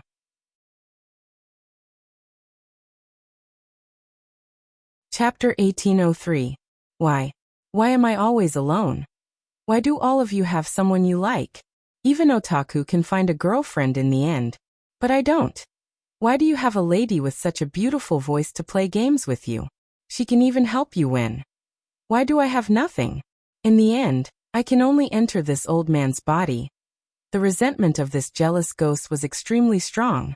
After possessing the body of the Grand Pontiff, it immediately produced a strong spiritual pressure. Paoluachi knew that things were not going well, but at this moment he could only protect his wife and share part of the spiritual pressure for her. Once he made a move, it would be easy for a loophole to appear, and his wife would be directly pressured by the jealousy ghost. However, if he continued to protect his wife, his son Pei Xiaoyuan would also be in great danger. Bang! Therefore, without hesitation, he held the heavenly spear in his hand and fired a golden bullet at the great pope's head. This was an immemorial bullet that was a mixture of immortal energy and spiritual energy. It was extremely powerful. According to Paoluachi's expectations, this bullet would be enough to penetrate the jealousy ghost's head, but at the same time, the explosive power of the bullet would also destroy his house. His son Pei Xiaoyuan would also be hurt. However, in order to protect both of them, Paoluachi had no other choice. However, what Paoluachi did not expect was, this golden bullet did not penetrate the great pope's head. Instead, it was blocked by a condensed black resentment at the back of his head. The powerful resentment energy surrounded the great pope's body, emitting a green and black protective light. It was like an iron wall that wrapped around the great pope. Don't worry about me. Go save our son, his wife urged, shaking Paoluachi's arm with all her might. However, it was too late. How? Paoluachi was shocked. Faced with his wife's urging, his mind went blank and he felt powerless. There was a loud bang. At this moment, the great pope, who was possessed by the jealousy ghost, punched through the wall and appeared directly in front of Pei Xiaoyuan.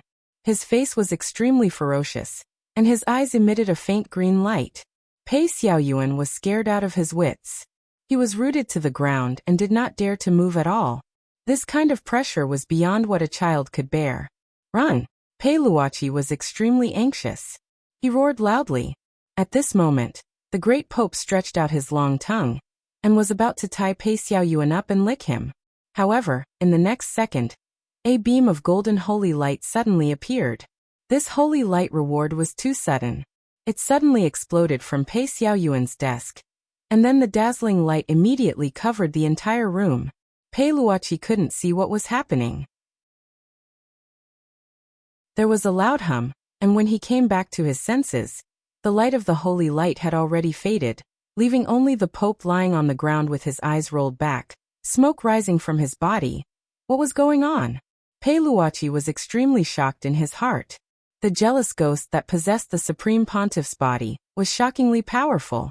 Even his heavenly Tao spear, not even world-defying artifacts could penetrate it.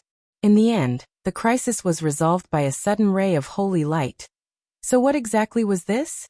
Thinking back to when the holy light shone, Peiluachi clearly remembered that at the moment when the holy light shone, his eye power couldn't see through the holy light at all.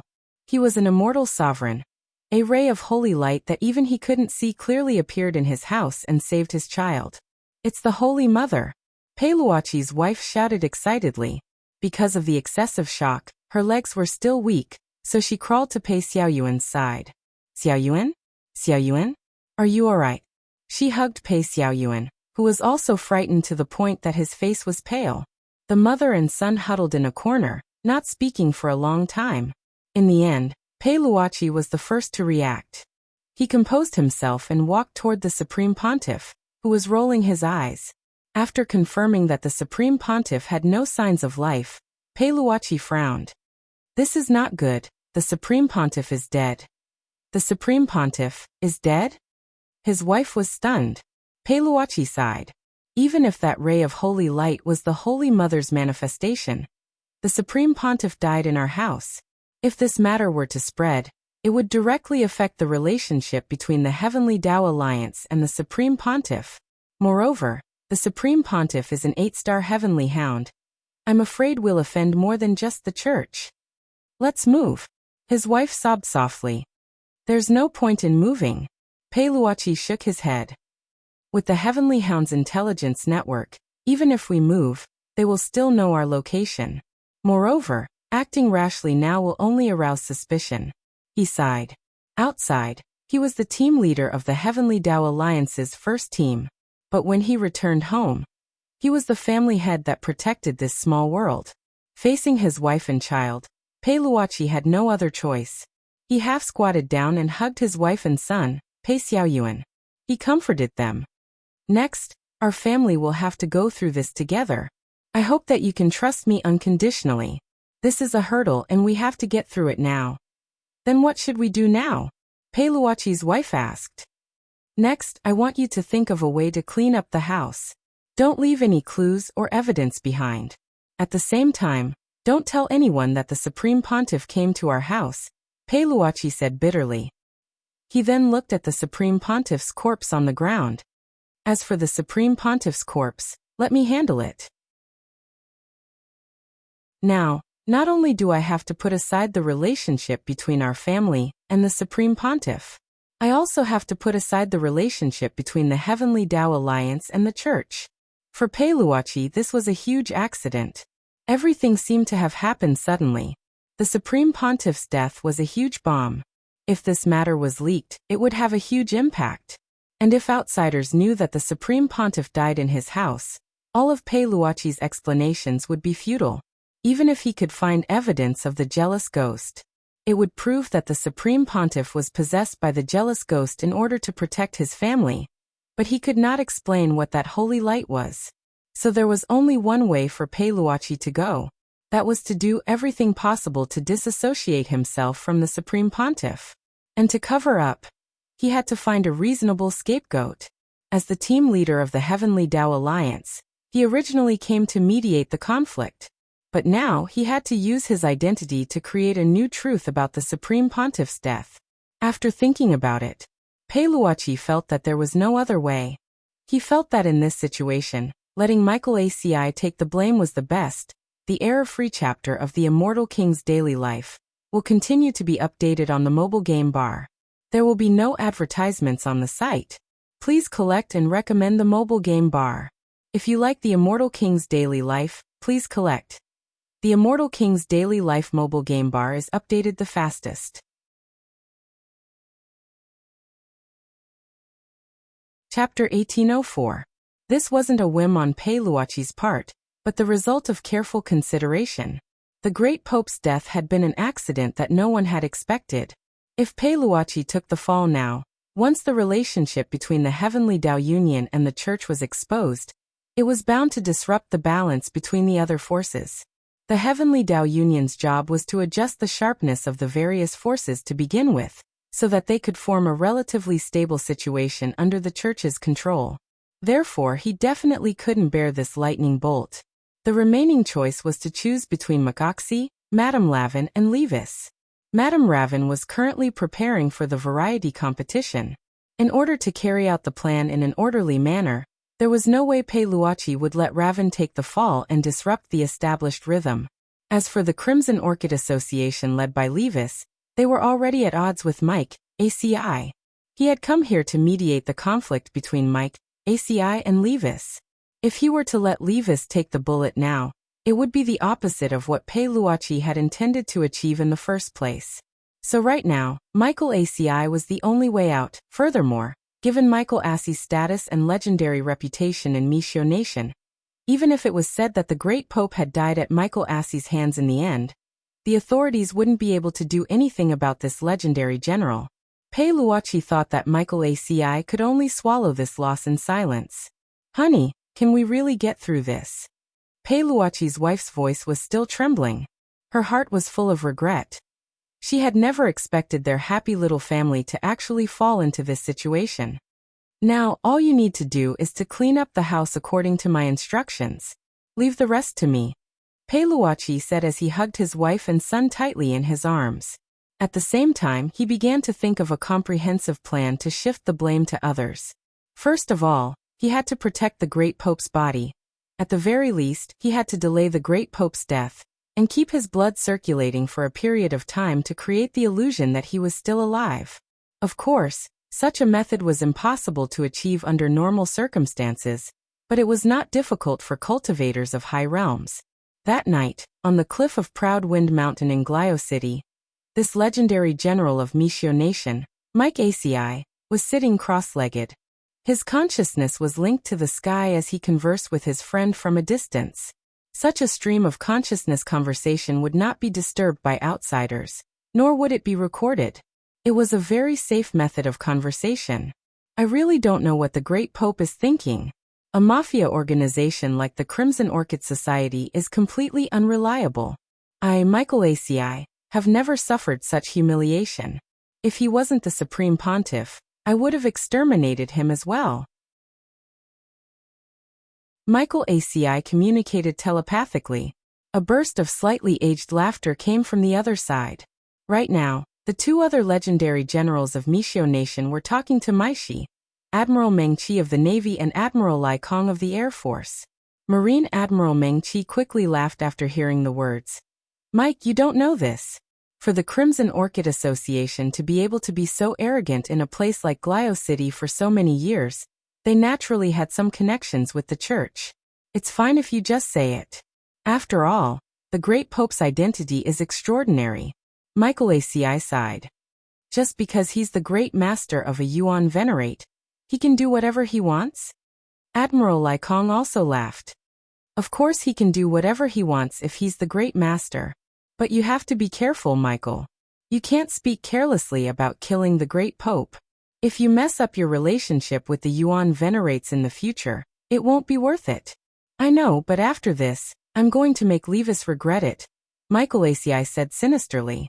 As Meng Qi and Lai Kong had said, because of the interference of the Church and the Heavenly Tao Alliance, he could only give up on this operation to destroy the Crimson Orchid Association. But as a proud person, Michael ACI was always filled with hostility towards those who disrespected him. This time, he could let Levis off for the time being for the sake of the church. But after everything was over, Michael ACI had already decided that as a legendary general of Mishio Nation, he would impose a brand new sanction on Michael ACI. West Wind Castle in Glio City, Mishio Nation. This was one of Michael Assie's properties in Glio City, and every time he came to Glio City, he would choose to stay here. After talking to the other two generals, he felt a lot better, and immediately returned to West Wind Castle. His youngest daughter, Michael ACI, was still studying in Glio City, and usually lived in the castle. For an old father, when he was feeling extremely down, the greatest consolation was perhaps to be able to see his daughter by his side. When the gate to the castle's front courtyard opened, Michael ACI swaggered in, sword in hand. "Where is little Bay now?" he asked. The maid sweeping the floor bowed respectfully. "Young Miss is playing in the manor at the back. The head maid is standing guard by her side." "All right." Michael ACI nodded. After learning about his daughter's location from the servants in West Wind Castle, Michael ACI made a shushing gesture, intending to sneak up from a small path. However, just as he approached the manor at the back, a strange murderous aura suddenly penetrated him from under the shade of a tree. Is it an assassin? Assassins would occasionally launch sneak attacks on the general's residence. Of course, Michael ACI knew that the assassin was not targeting him, but his daughter. As long as his daughter was kidnapped, he would have the right and authority to threaten him. Therefore, when Mykoasi wasn't by his side, he found a powerful chief made to serve Mykoasi at all times. She was specifically responsible for Mykoasi's safety. That was why when Michael ACI felt the murderous aura, his first reaction was that the assassin hiding behind the tree was to harm Michael ACI while he was on his way back. Little thing, your luck is too bad, you just happened to bump into me. Michael ACI sneered in his heart. Without the slightest hesitation, he pulled out his sword and aimed at the tree trunk. Swoosh! A large amount of blood spurted out from behind the tree trunk and splattered on the ground.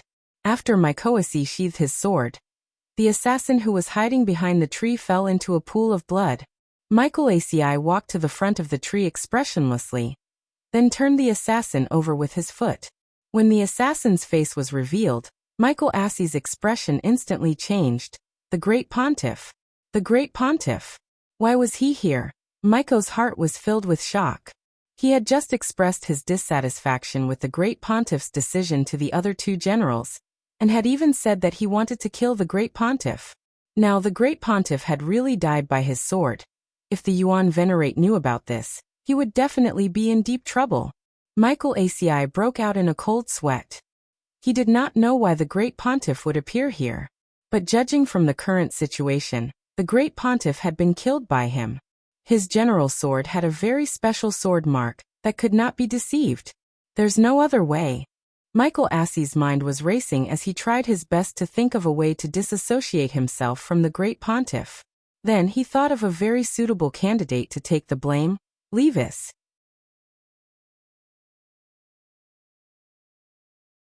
Chapter 1805. Making a move against the church was something that Mykoasi had never imagined. Although he had talked about killing the great pope in his conversations with his friends, what an adult said and what they truly thought were often not the same. Mykoasi was well aware of the stakes involved. His attitude toward the great pope was perhaps the same as his old father's. Perhaps it was because of his old age and the fact that the great pope's style tended to be more moderate, which was why he was very different from Mykoasi. Mykoasi was dissatisfied with the great pope, and would occasionally say malicious things like, "You old thing, are you going to die or not?" But when he actually met the great pope, he was still very respectful. This was because the great pope was the great master of Meishio's Yuan Venerate. He was loyal and devoted to his country, and followed the Yuan Venerate's lead. Although he was arrogant and conceited, he had never thought of usurping power. As a legendary general of Meishio Nation, Mykoasi considered himself to be very professional, but he had never thought that he would actually walk down this path today. He had actually mistaken the great pope for an assassin who had broken into his West Wind ancient castle residence, and stabbed him to death. Mykoasi, who had never crumbled even when facing hundreds of thousands of enemy troops, instantly panicked and didn't know how he should face all this. If it was confirmed that he had something to do with the great pope's death, even if it was found that he had accidentally killed the great pope, the Yuan Venerate didn't intend to hold him responsible. But he would become the focus of the people's condemnation, and all the good reputation he had built up in his native cultivation country over the years would go down the drain. Of course, this wasn't the most frightening thing. He was more worried about his daughter, Mykoasi Abe. If something happened to him, his daughter would be implicated as well. Although the great pope's realm wasn't high, he still had a lot of loyal followers who he had built up over the years through faith. Abe, don't worry. Dad absolutely won't let you be implicated. Mykoasi made up his mind at that moment. Sacrificing Levis was the only way now. He had no choice but to do so. At the same time, if Levis took the fall, he could legitimately dispatch troops to get rid of the Scarlet Orchid Association as well. When the time came, he could act first and report later, directly kill Levis and bury the truth. He would not give Levis any chance to defend himself. Therefore, the most urgent matter at hand was to treat the injuries on the Pope's body. The real cause of death could not be covered up, and that sword strike of his was probably the fatal wound on the Pope. The stab was very deep, and the shape was special. Only the general's sword could cause such a wound. That was why Magoxi had to create the illusion that the High Pontiff was still alive. He had to use some means to stop the wound, repair the sword wound, and replenish the High Pontiff's blood, so that the blood could continue to flow through his body for a while. Although he would have to pay a huge price to forge such an illusion, in order to preserve the current situation and protect his daughter, he had no choice but to do it no matter how big the price was. At the same time, in the backyard, Mike Abbé was sitting on a swing with a book in his hand. The head maid looked in the direction of the cobblestone path and frowned slightly. The general is already here. Why isn't he here yet? Was it because of what had happened? Does Miss want to take a look? Don't worry about him. Miko Abbé answered calmly. He might have run into the Great Pontiff on the way. Supreme Pontiff? The Great Pontiff is here? Yes. Mike Abbé smiled. I saw the Great Pontiff coming here earlier, but he did not respond when I spoke to him. I only reminded him that my father would definitely pass through the cobblestone path to visit me today, so it would be best for the Great Pontiff to wait for him by the side. Do you think my father killed the Great Pontiff as an assassin? That would be interesting. Miss, you must be joking. The head maid wiped the cold sweat off her forehead and smiled bitterly. Assassins all have a murderous aura. If the Great Pontiff was here to see the general, why would he have such a murderous aura? The two must have bumped into each other, and were having a conversation.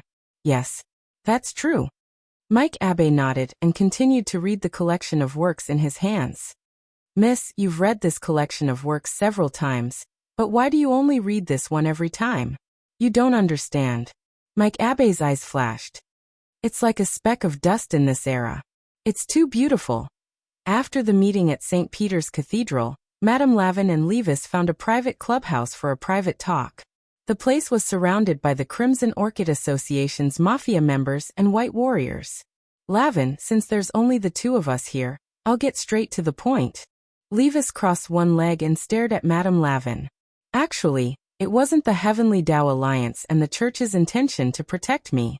Isn't that right? Oh, President Levis, why do you say that? Madame Lavin smiled. Although the Crimson Orchid Association is related to the Church, the Crimson Orchid Association is just a mafia that occupies some territory in Glio City. It's a dispensable existence. Levis said, it's just that this time, they happen to be dealing with the Battle Sect and the Huagua Water Curtain Group, so they use the Crimson Orchid Association as cannon fodder. Since the Great Pontiff is one of the Heavenly Dogs, it's reasonable for him to send someone from the Heavenly Dogs to negotiate with me. Of course, I also have to thank you. If it weren't for you, Lavin, we might not even have had the chance to be cannon fodder. Presidently, you must be joking. This was just a stopgap measure. Seeing that she couldn't hide it anymore, Madame Lavin said bluntly, what benefits did the Church promise you when you mentioned this plan? Is it to directly take over my position as president after the deed is done? Levis laughed. Lavin, you've really made a good plan. If number 60 High from Huaxiao Nation loses this competition, not only will you not give up control of your wall wolf cultivation supermarket, you'll also directly swallow up my Crimson Orchid Association. Hearing this, Madame Lavin continued to smile. But from what President Lee says, you don't seem to hate me too much? Of course I don't hate you. Instead, I have to thank Lavin. If it weren't for you, I'm afraid I wouldn't be able to see the sun rise tomorrow. Even if I hate you, I also hate the Church. We've worked together for so many years, but they didn't even give us a chance. If it weren't for you. At this point, Levis's eyes were red as he gnashed his teeth and said, if I had the chance, I really wanted to kill that old thing and stir up a reign of terror in St. Peter.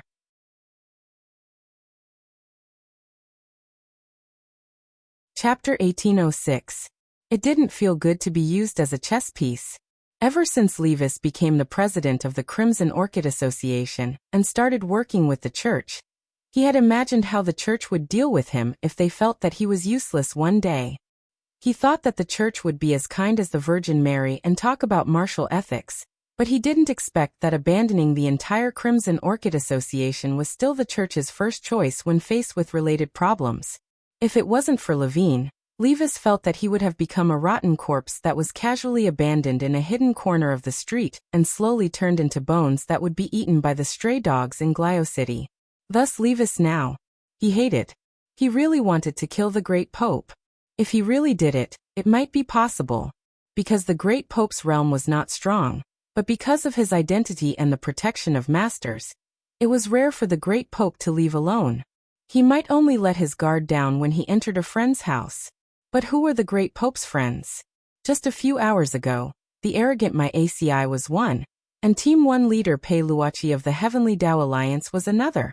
With these two peerless masters as friends, he naturally didn't have to worry about his safety when he went to their houses. So to sum up, there were very few chances to find the great Pope alone. Levis was well aware of the stakes involved. Admittedly, he was just thinking about it to relieve the anger in his heart, and he was not really going to kill the old man. Presently, you don't have to be so angry. Our sincere cooperation is the way of the king. Madame Lavin smiled again. Her rich and meaty face seemed very elastic when she smiled. Levis could only smile bitterly. When he first saw Lavin, he felt that this woman who hid a dagger in her smile was not easy to deal with, but he didn't expect her to be so scheming. These years, she had been running a large supermarket chain under the guise of a variety show producer. It seemed like she was doing legitimate business, but she was actually running a variety of illegal businesses. Levis looked at the white warriors who stood solemnly around him, and felt a deep sense of irony. Forget it. The current situation was not in his favor. He could only think of a way to make a concession first, and then come up with a long-term plan. He, Levis, would take back what belonged to him sooner or later. With that in mind, Levis took the initiative to stand up and extended his hand in a gentlemanly manner. Well then, Madame Lavin, I hope that we can cooperate sincerely in the future. He tried his best to hide the sharpness in his eyes and lowered his head. At this time, Raven also reached out and shook hands with Levis. President Lee is indeed a smart person. Sincere cooperation. Whether it's the Huagua Water Curtain Group or the Battle Sect, we'll wipe them out in one fell swoop. On the way back to the villa, Levis had a headache. He poured himself a glass of tequila and walked to the sliding glass in the living room, looking at the bright moon outside the window. Looking up at the starry sky and thinking about life was something Levis often did. His peripheral vision swept across the courtyard that seemed to be covered by a layer of white muslin. Suddenly, he caught sight of a white figure. This white figure was hiding behind a shrub in the courtyard, as if he was ambushing something. The first thing he thought of was Raven's white warriors. This Lavin. Levis was so angry that he crushed the glass in his hand into powder. On the surface, they said that they were cooperating sincerely, but in reality, they had sent a white warrior to follow him to his home to kill him. Levis was furious. He channeled spiritual power in his palm and condensed it into the shape of a blade. Then he threw it forward. Whoosh! The speed was so fast that the white warrior in front of him had no time to react. This small flying knife formed from spiritual power directly pierced through the white warrior's head. Levis was determined to kill, and did not leave any leeway. Even if Raven found out, he was not afraid. It was against the law to trespass into his residence without his permission. Levis thought it was ridiculous. He was the leader of the largest mafia organization in Glio City. He did not expect that he would have to protect himself from the perspective of the law at this time. If he had not chosen to walk the path of the Crimson Orchid Society's president, and instead become a law-abiding citizen, even if his life was worse than now, he would at least be able to live a stable life, right? Levis sighed in his heart. He pressed a button to open the sliding door to the courtyard and slowly walked toward the white warrior's corpse. At this time, Levis had already prepared the corpse decomposing water. This was one of the common methods of the mafia. It was to erase everything without leaving any traces after such an accident. Just as he was about to dump the corpse, he suddenly realized that the face of the corpse seemed a little familiar. Levis's mind went blank. Then he was completely stunned. This was the great sect emperor? At this time his mind was like a thunderclap, and he could not figure out why the great pope would appear in his courtyard in the clothes of a white warrior. But one thing was certain. He had already killed the great pope, and he had used a flying knife formed from spiritual power to pierce through the head. As long as the spiritual power gene molecules were extracted during the autopsy and compared with his own, he would not be able to escape the punishment of a Yuan venerate. How could this be? Levis took a few steps back and sat paralyzed on the ground. Even though he had seen his fair share of spectacles, and had even threatened to kill the worst old man in the church, Levis's mind was in a mess when the Grand Pontiff really died in front of him. He was at a loss as to what to do. There were too few people he could trust now. He could not trust the church, Lavin, Michael ACI, and the Heavenly Tao Union. They were all on the side of the great pope. He was the weakest party, so he would not be able to frame them even if he wanted to. Moreover, his cultivation level was too low compared to the others. The key to framing someone was to make everything real. In other words, if the great pope had died in the hands of those people, it would be very easy for them to frame him. However, it was simply unrealistic for him to turn the tables and shift the blame. What to do? At this time, only these 3 words were left in Levis's mind. He also did not know what to do. After sitting in a daze for a while, Levis could only think of one solution. That was to use the corpse of the great pope as a proof of allegiance, and form an alliance with the Huagua Water Curtain Group and the Battle Sect. But the other party might not be willing to accept such a cooperation, because once the 2 parties were connected, the death of the great pope would directly become a huge diplomatic problem between the cultivation countries.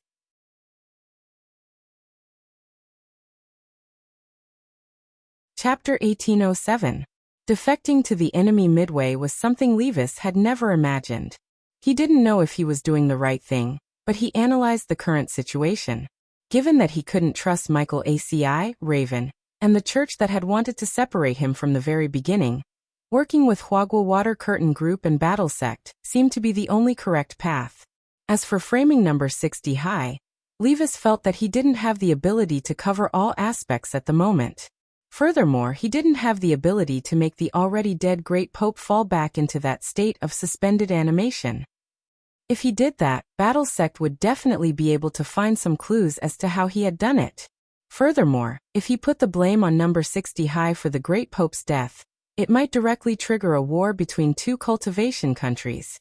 This was also one of the paths that Levis had never considered. Although he had used the truck driver to frame the eldest miss of Huagua Water Curtain Group for his subordinate Mei Li's death, in the end, it was just a small matter. If one Mei Li fell, thousands of Mei Lis would rise again, but the great pope was different. He was the backbone of faith in Mishio, a huge cultivation country. If he collapsed, the consequences would be very hard to predict. In short, starting a war wasn't something Levis wanted to see. His original intention had only been to suppress Huagua Water Curtain Group and Battle Sect, and restrict their development. He hadn't really wanted to crush them to death with one blow, because from a businessman's point of view, money still had to be earned. With material goods as a condition, the body would always be more honest than the mouth. Once a war broke out, it would always be the people of the 2 cultivation countries who would suffer. Without a stable living environment, how could they earn money at ease? After quickly packing up the great pope's body, Levis put it in a huge fridge, and then put the fridge into his space with a storage bag. By the time he was done, it was already early in the morning. He could only talk to Lotus Sun now, so he had to go to number 60 High's hotel, and he had to do it under the cover of night. Otherwise, it would be too conspicuous to move a corpse on the road. Levis was in the car. He had just driven out of his villa when he saw through the rearview mirror that someone was actually chasing him at a very high speed. Who sent this person? Levis instantly became nervous. A very strong murderous aura. It spread all the way to the back of his neck. It made his hair stand on end. At the same time, he slammed on the accelerator and increased the horsepower to the maximum. At the same time, he pressed the button on the car's wings and rushed straight into the sky. However, the person chasing him did not give up and directly took out his spiritual sword and followed behind him. Only then did Levis realize that there was more than one person chasing him. From all directions, the black-clothed men who were chasing after him formed an encirclement, as if they had planned this beforehand. What were these people trying to do? Could it be that he had already discovered that he had killed the great Pope? But this was too much of a coincidence. How was this possible? He had just killed the great pontiff, and now he was being targeted by a group of people? As he was fleeing for his life, Levis's brain was working at the same time. The only possibility he could think of was that this might really be a trap, a plot to put him to death. Damn it. He controlled the steering wheel and did all kinds of extreme maneuvers in the air. Behind him, a dozen black-clothed men stepped on their spirit swords and turned into meteors as they followed closely behind. This kind of speed was almost as fast as a car. It was extremely exaggerated. At this time, Levis felt as if he was being targeted by a pack of hungry wolves. Moreover, it was a pack of hungry wolves that had been starving for a few days. They rushed forward recklessly, looking as if they would not stop until they caught up with him. Levis gritted his teeth. When the car drove to the fairy lake in City, he directly plunged into the lake. Under the water, no matter how high one's realm was, one's movement would be limited to a certain extent. However, what made Levis extremely horrified was, at the bottom of the fairy lake, there were actually people waiting for him. Just like the black-clothed men who were chasing him. Once they saw Levis diving into the lake, they directly waved the spirit swords in their hands. The golden blades of light instantly slashed across the bottom of the lake, forming a splitting force. They surrounded his car from all directions and instantly cut it into several pieces. Then under the lake, a huge explosion occurred in Levis's car. This was caused by the deflagration of the spirit stones in the car after the energy was ignited, and a huge water column rushed up from the lake surface. Covered in blood from the explosion, Levis used all his strength to escape from the lake, and crawled ashore in an extremely sorry state. At that moment, the black-clothed men who had been chasing him relentlessly also instantly surrounded him.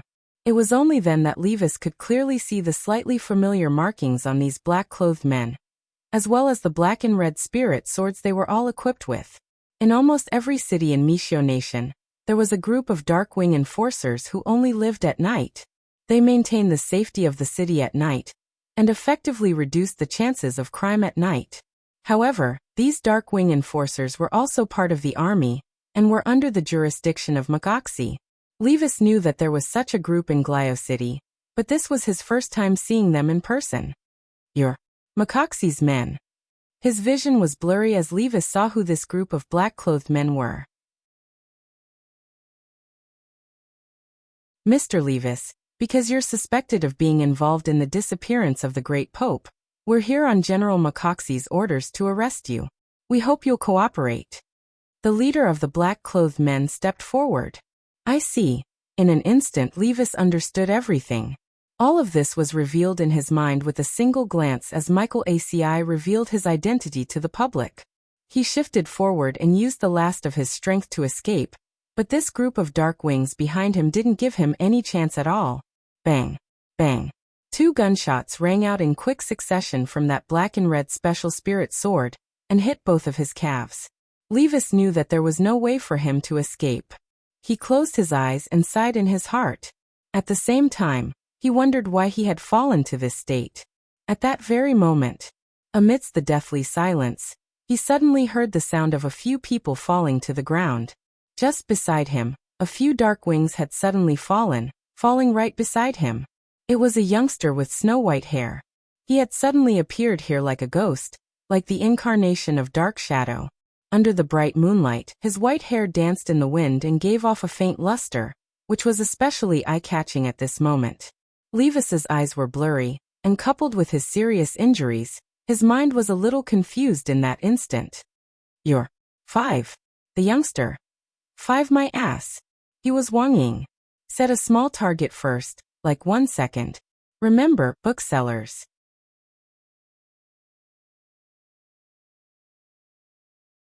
Chapter 1808. In the nick of time, Wang Ying appeared by the shore of Fairy Lake and protected Levis, who was surrounded by Dark Wing.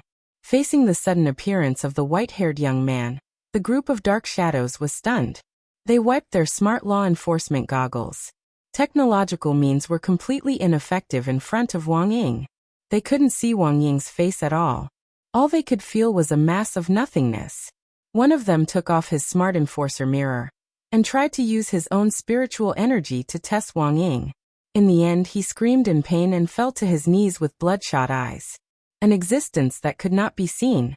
This was something that only the upper almighty beings could do. In an instant, these dark wings' eyes stared blankly and their nerves tensed up. Who was this person? And why was he here? Leader, what should we do now?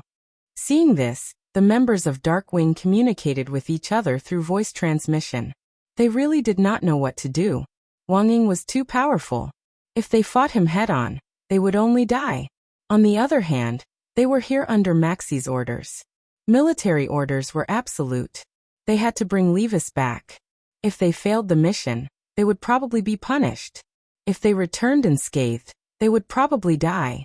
After thinking it over, the leader of Dark Wing took a deep breath. He took off his smart enforcer mirror and took out a cigarette in front of Wang Ying. After lighting it up, he put it in his mouth and stared at Wang Ying. Senior, we're here under General Maxie's orders. I hope you won't make things difficult for us. Otherwise, we'll be in trouble. Wang Ying squinted his eyes and smiled. He did not answer their question directly. I'll give you a count of 10. Run. If you don't leave before my countdown ends, you'll all die.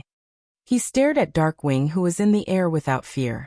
Then, Senior, please forgive us for our offense. The party leader of Dark Wing took a step forward.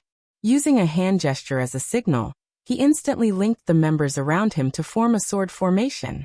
The moonlit fairy lake rippled at this moment. The spiritual light emitted by the combined sword formation shone down from the sky and was reflected on the surface of the lake, forming a clear circle of spiritual tattoos. He didn't believe that Wang Ying would really attack them. This was Glio City, a modern cultivation city with strict discipline and cultivation rules. Killing a law enforcer in public in such a place was something that even an almighty could not do. If they were found out, wouldn't the force that the other party belonged to become the target of public criticism?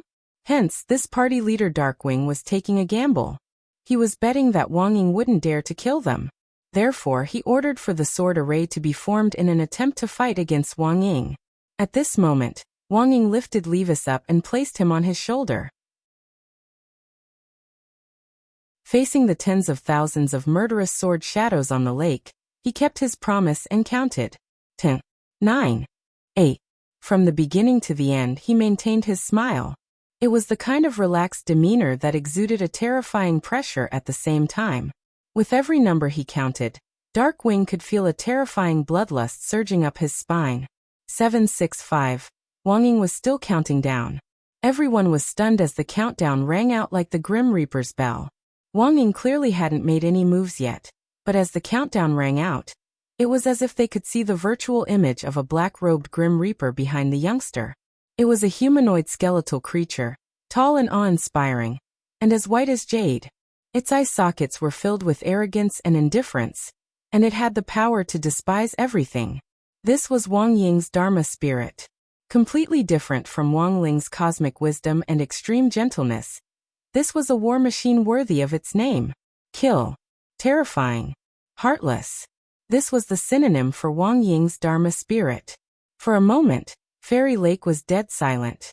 Wang Ying hadn't even moved when this Dharma spirit appeared, but cracks immediately appeared in the sword array that had just been formed in the air. It had been directly shattered by this aura. And this Darkwing was so shocked that he couldn't speak. Quick run. Just as Wang Ying was about to count down to the last 3, the Darkwing team leader instantly roared as if he had woken up from a nightmare. He realized that this wasn't an existence they could contend with. It was a superdimensional power that surpassed their understanding. This resolute killing intent forced this Darkwing team leader to make the decision to retreat after Wang Ying counted down to 3. He would rather take the blame himself than watch his young teammates die with him. How boring. Wang Ying secretly snorted. He had thought that these people were tough, but he had still scared them off. But the truth was that even if he did make a move, he would be careful not to take their lives. Even if he accidentally beat them to the brink of death, he would still think of a way to save them. Seeing that everyone had retreated, Wang Ying teleported and brought them to a safe place in an instant. Right after that, he smacked Levis's butt. "You wake up, stop pretending." Levis immediately opened his eyes. Wang Ying threw Levis down, and only then did Levis realize that he was at the top of the Star Tower. "Thank you for saving me, Senior." He bowed to Wang Ying.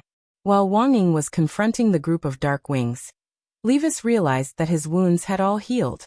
Wang Ying had used a healing spell to heal them. This healing speed was faster than going to the hospital, and it required a large amount of spiritual energy to be used in a short period of time. But it was obvious that this spiritual energy was only a drop in the ocean for Wang Ying. It was not worth mentioning. Levis immediately determined that the person who had saved him was the immemorial being that had been mentioned in the intelligence report. According to the intelligence report, there were at least a dozen immemorial beings in the battle sect. Levis didn't know which one Wang Ying was currently. "Senior, are you the Eternal One?" Levis asked. Wang Ying smirked. "You seem to know a lot."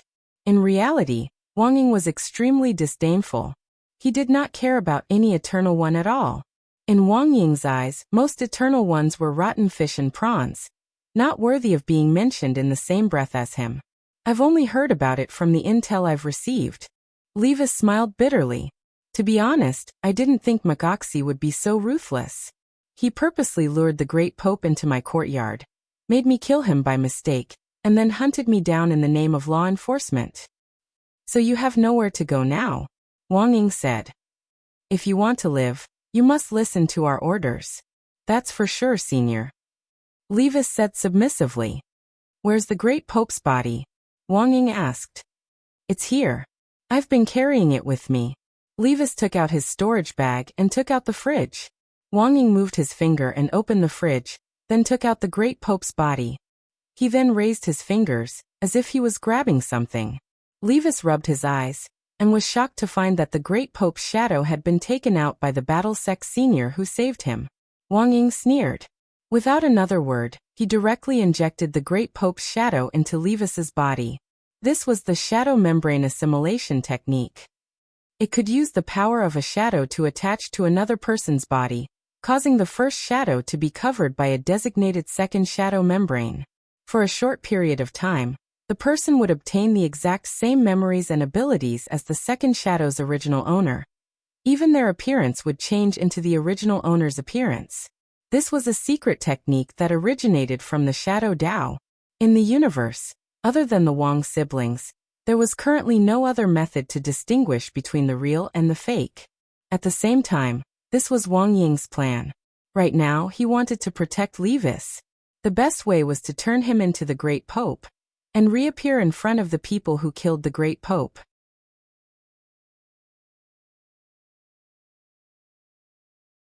Chapter 1809. Everything was going according to plan. Levis, who had assumed the identity of the Great Pope, was no different from an obvious wolf in a werewolf hunt. Even if Mikoasi and Paloki knew that the Great Pope was already dead, and that the person in front of them might be a fake pope, they wouldn't act rashly. They would only secretly plot to verify the Great Pope's true identity. Unfortunately, given the current methods on Earth, there was no way to see through Wang Yuan's disguise under the shadow assimilation spell. Levis's shadow had already been surrounded by the Great Pope's shadow, and he had obtained all of the Great Pope's memories, while he himself was the Great Pope himself. His blood, fingerprints, and DNA data would all become a perfect match for the Great Pope, and there would be no mistakes at all. "Do you know what you should do now?" Wang Ying asked as she looked at Levis. This kind of disguise was already beyond Levis's imagination. Looking at this body that had been completely transformed by the shadow assimilation spell, and the memories that poured into his mind, Levis's face was first filled with astonishment, and then all his emotions turned into a kind of uncontrollable anger. He had inherited the Great Pope's will, and had even more so obtained all of the Great Pope's original thoughts and thoughts. Not only did he know that the church planned to attack Huagua Water Curtain Group and Battle Sect, he also clearly understood the Great Pope's attitude toward him. Now Levis knew everything. He knew that the church had indeed intended to abandon him from the beginning.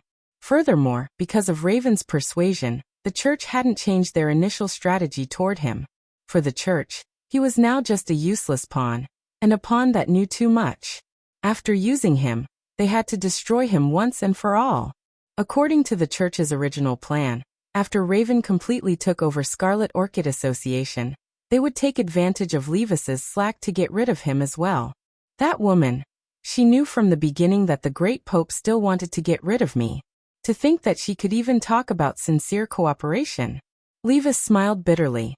He felt disgusted at being so deeply deceived that his stomach churned and he retched. He had thought that his relationship with the church was unbreakable, but he had never thought that the White Warriors that Raven had secretly formed over the years would form an unimaginable bond with the church. It was also this layer of fetters and deeper cooperation that caused the church to completely abandon him. Levis had been completely kept in the dark before, and had no idea about this at all. Now that he was the great Pope, the fog in front of his eyes instantly cleared up. He began to discuss the church, and hated the great Pope, Raven, Michael ACI and that Heavenly Tao alliance that only knew how to smooth things over, of course. What made him even more disgusted was Heavenly Dog, who had been plotting behind the scenes. Even the great Pope was one of the leading members of the Tengu. The infiltration of this organization, and the influence it would bring in the future were immeasurable. At this moment, Levis looked at Wang Ying. Although he still could not see Wang Ying's face clearly, he knew that this senior from the battle sect was the last straw that he could tightly hold on to. Senior, don't worry. I will fully cooperate with you in the following operation. I have to of. Very well. Wang Ying nodded. Levis was still a smart person, which made him very satisfied. As the saying went, you might know a person for a long time, but not their heart. This shadow assimilation spell allowed Levis to completely understand the role of the church, and completely cut off the last bit of trust he had in the church. Wang Ying threw a phone to Levis. The phone was loaded with the Grey Church's exclusive app. It was an app that was enchanted, and would only appear when it passed through Levis's hands. If someone picked up Levis's phone or checked the contents, the app would automatically hide it and delete all the messages. Information cultivation spells were also one of the hottest topics this year. With the development of cultivation modernization, the development of information-based cultivation spells would also become a key link in the future. I understand, Senior. Levis took the phone and nodded. Also, you have been given a new ability, Wang Ying said. To ensure the smooth development of this intelligence mission, you can now read the thoughts of others as long as you come into contact with their shadows. Come into contact with their shadows? For example, in the middle of a conversation, find the right light and angle so that your shadow touches the shadow of the person you want to test. That way, you'll know that you'll be able to learn most of the information in their mind. You can do that. Levis was completely stupefied. Meanwhile, on the other side, the number 60 high team was still trying to understand the rules of the variety competition this time. Variety shows were meant to be fun and spoof. Usually they wouldn't really do anything to the guests, let alone kill them. But after hearing Lotus Sun's rules, everyone from number 60 high suddenly had a bad feeling. For example, in the escape segment in the first round, 6 people would be locked up in different rooms in pairs. Wang Muyu would also be locked up in an independent space in the center of the city, waiting to be rescued. According to the rules, the team that broke the shackles first and found the 3 keys corresponding to the 3 rooms to rescue the little friends in the center of the city would win. Wang Ling understood this principle, but for some reason the more he listened, the more it sounded like a magically modified version of Saw. Was it true that people were locked up to escape? Did they have to cut off their arms and legs? Wang Ling felt that this was a little too exaggerated. But given the current situation, they had to participate in the variety competition, so how to split them up was a problem. How about this? I'll split up with old Gua, Feng Xing and classmate Li Yue. Let's split Lingzi with Boss Sun, Superchen suggested at that moment. In his view, this was a flawless grouping plan. Their original purpose in coming to Glio City had been to help out. Thus, they hadn't forgotten their original mission. Lotus Sun hadn't expected Superchen to actually be so awesome, and was instantly moved to tears. Superchen gave Lotus Sun a thumbs up. then patted his chest to tell her that he hadn't forgotten his original intentions. Wang Ling saw all of this simple body language and knew very well what it meant, but this kind of grouping was still a little unstable for Wang Ling. After all, this meant that the strongest people would be grouped into one group. He and Lotus Sun were both very strong. With Feng Xing taking care of Li Yue, they naturally didn't have to worry about escaping. It was just Super Chun and Hero Gua. One had a blessed mouth and the other had many uncles. Who knew what kind of trouble these two would come up with together? You're tuning in to the Echoes of the Heart YouTube channel. Don't forget to subscribe and join us on this journey to catch the most captivating stories.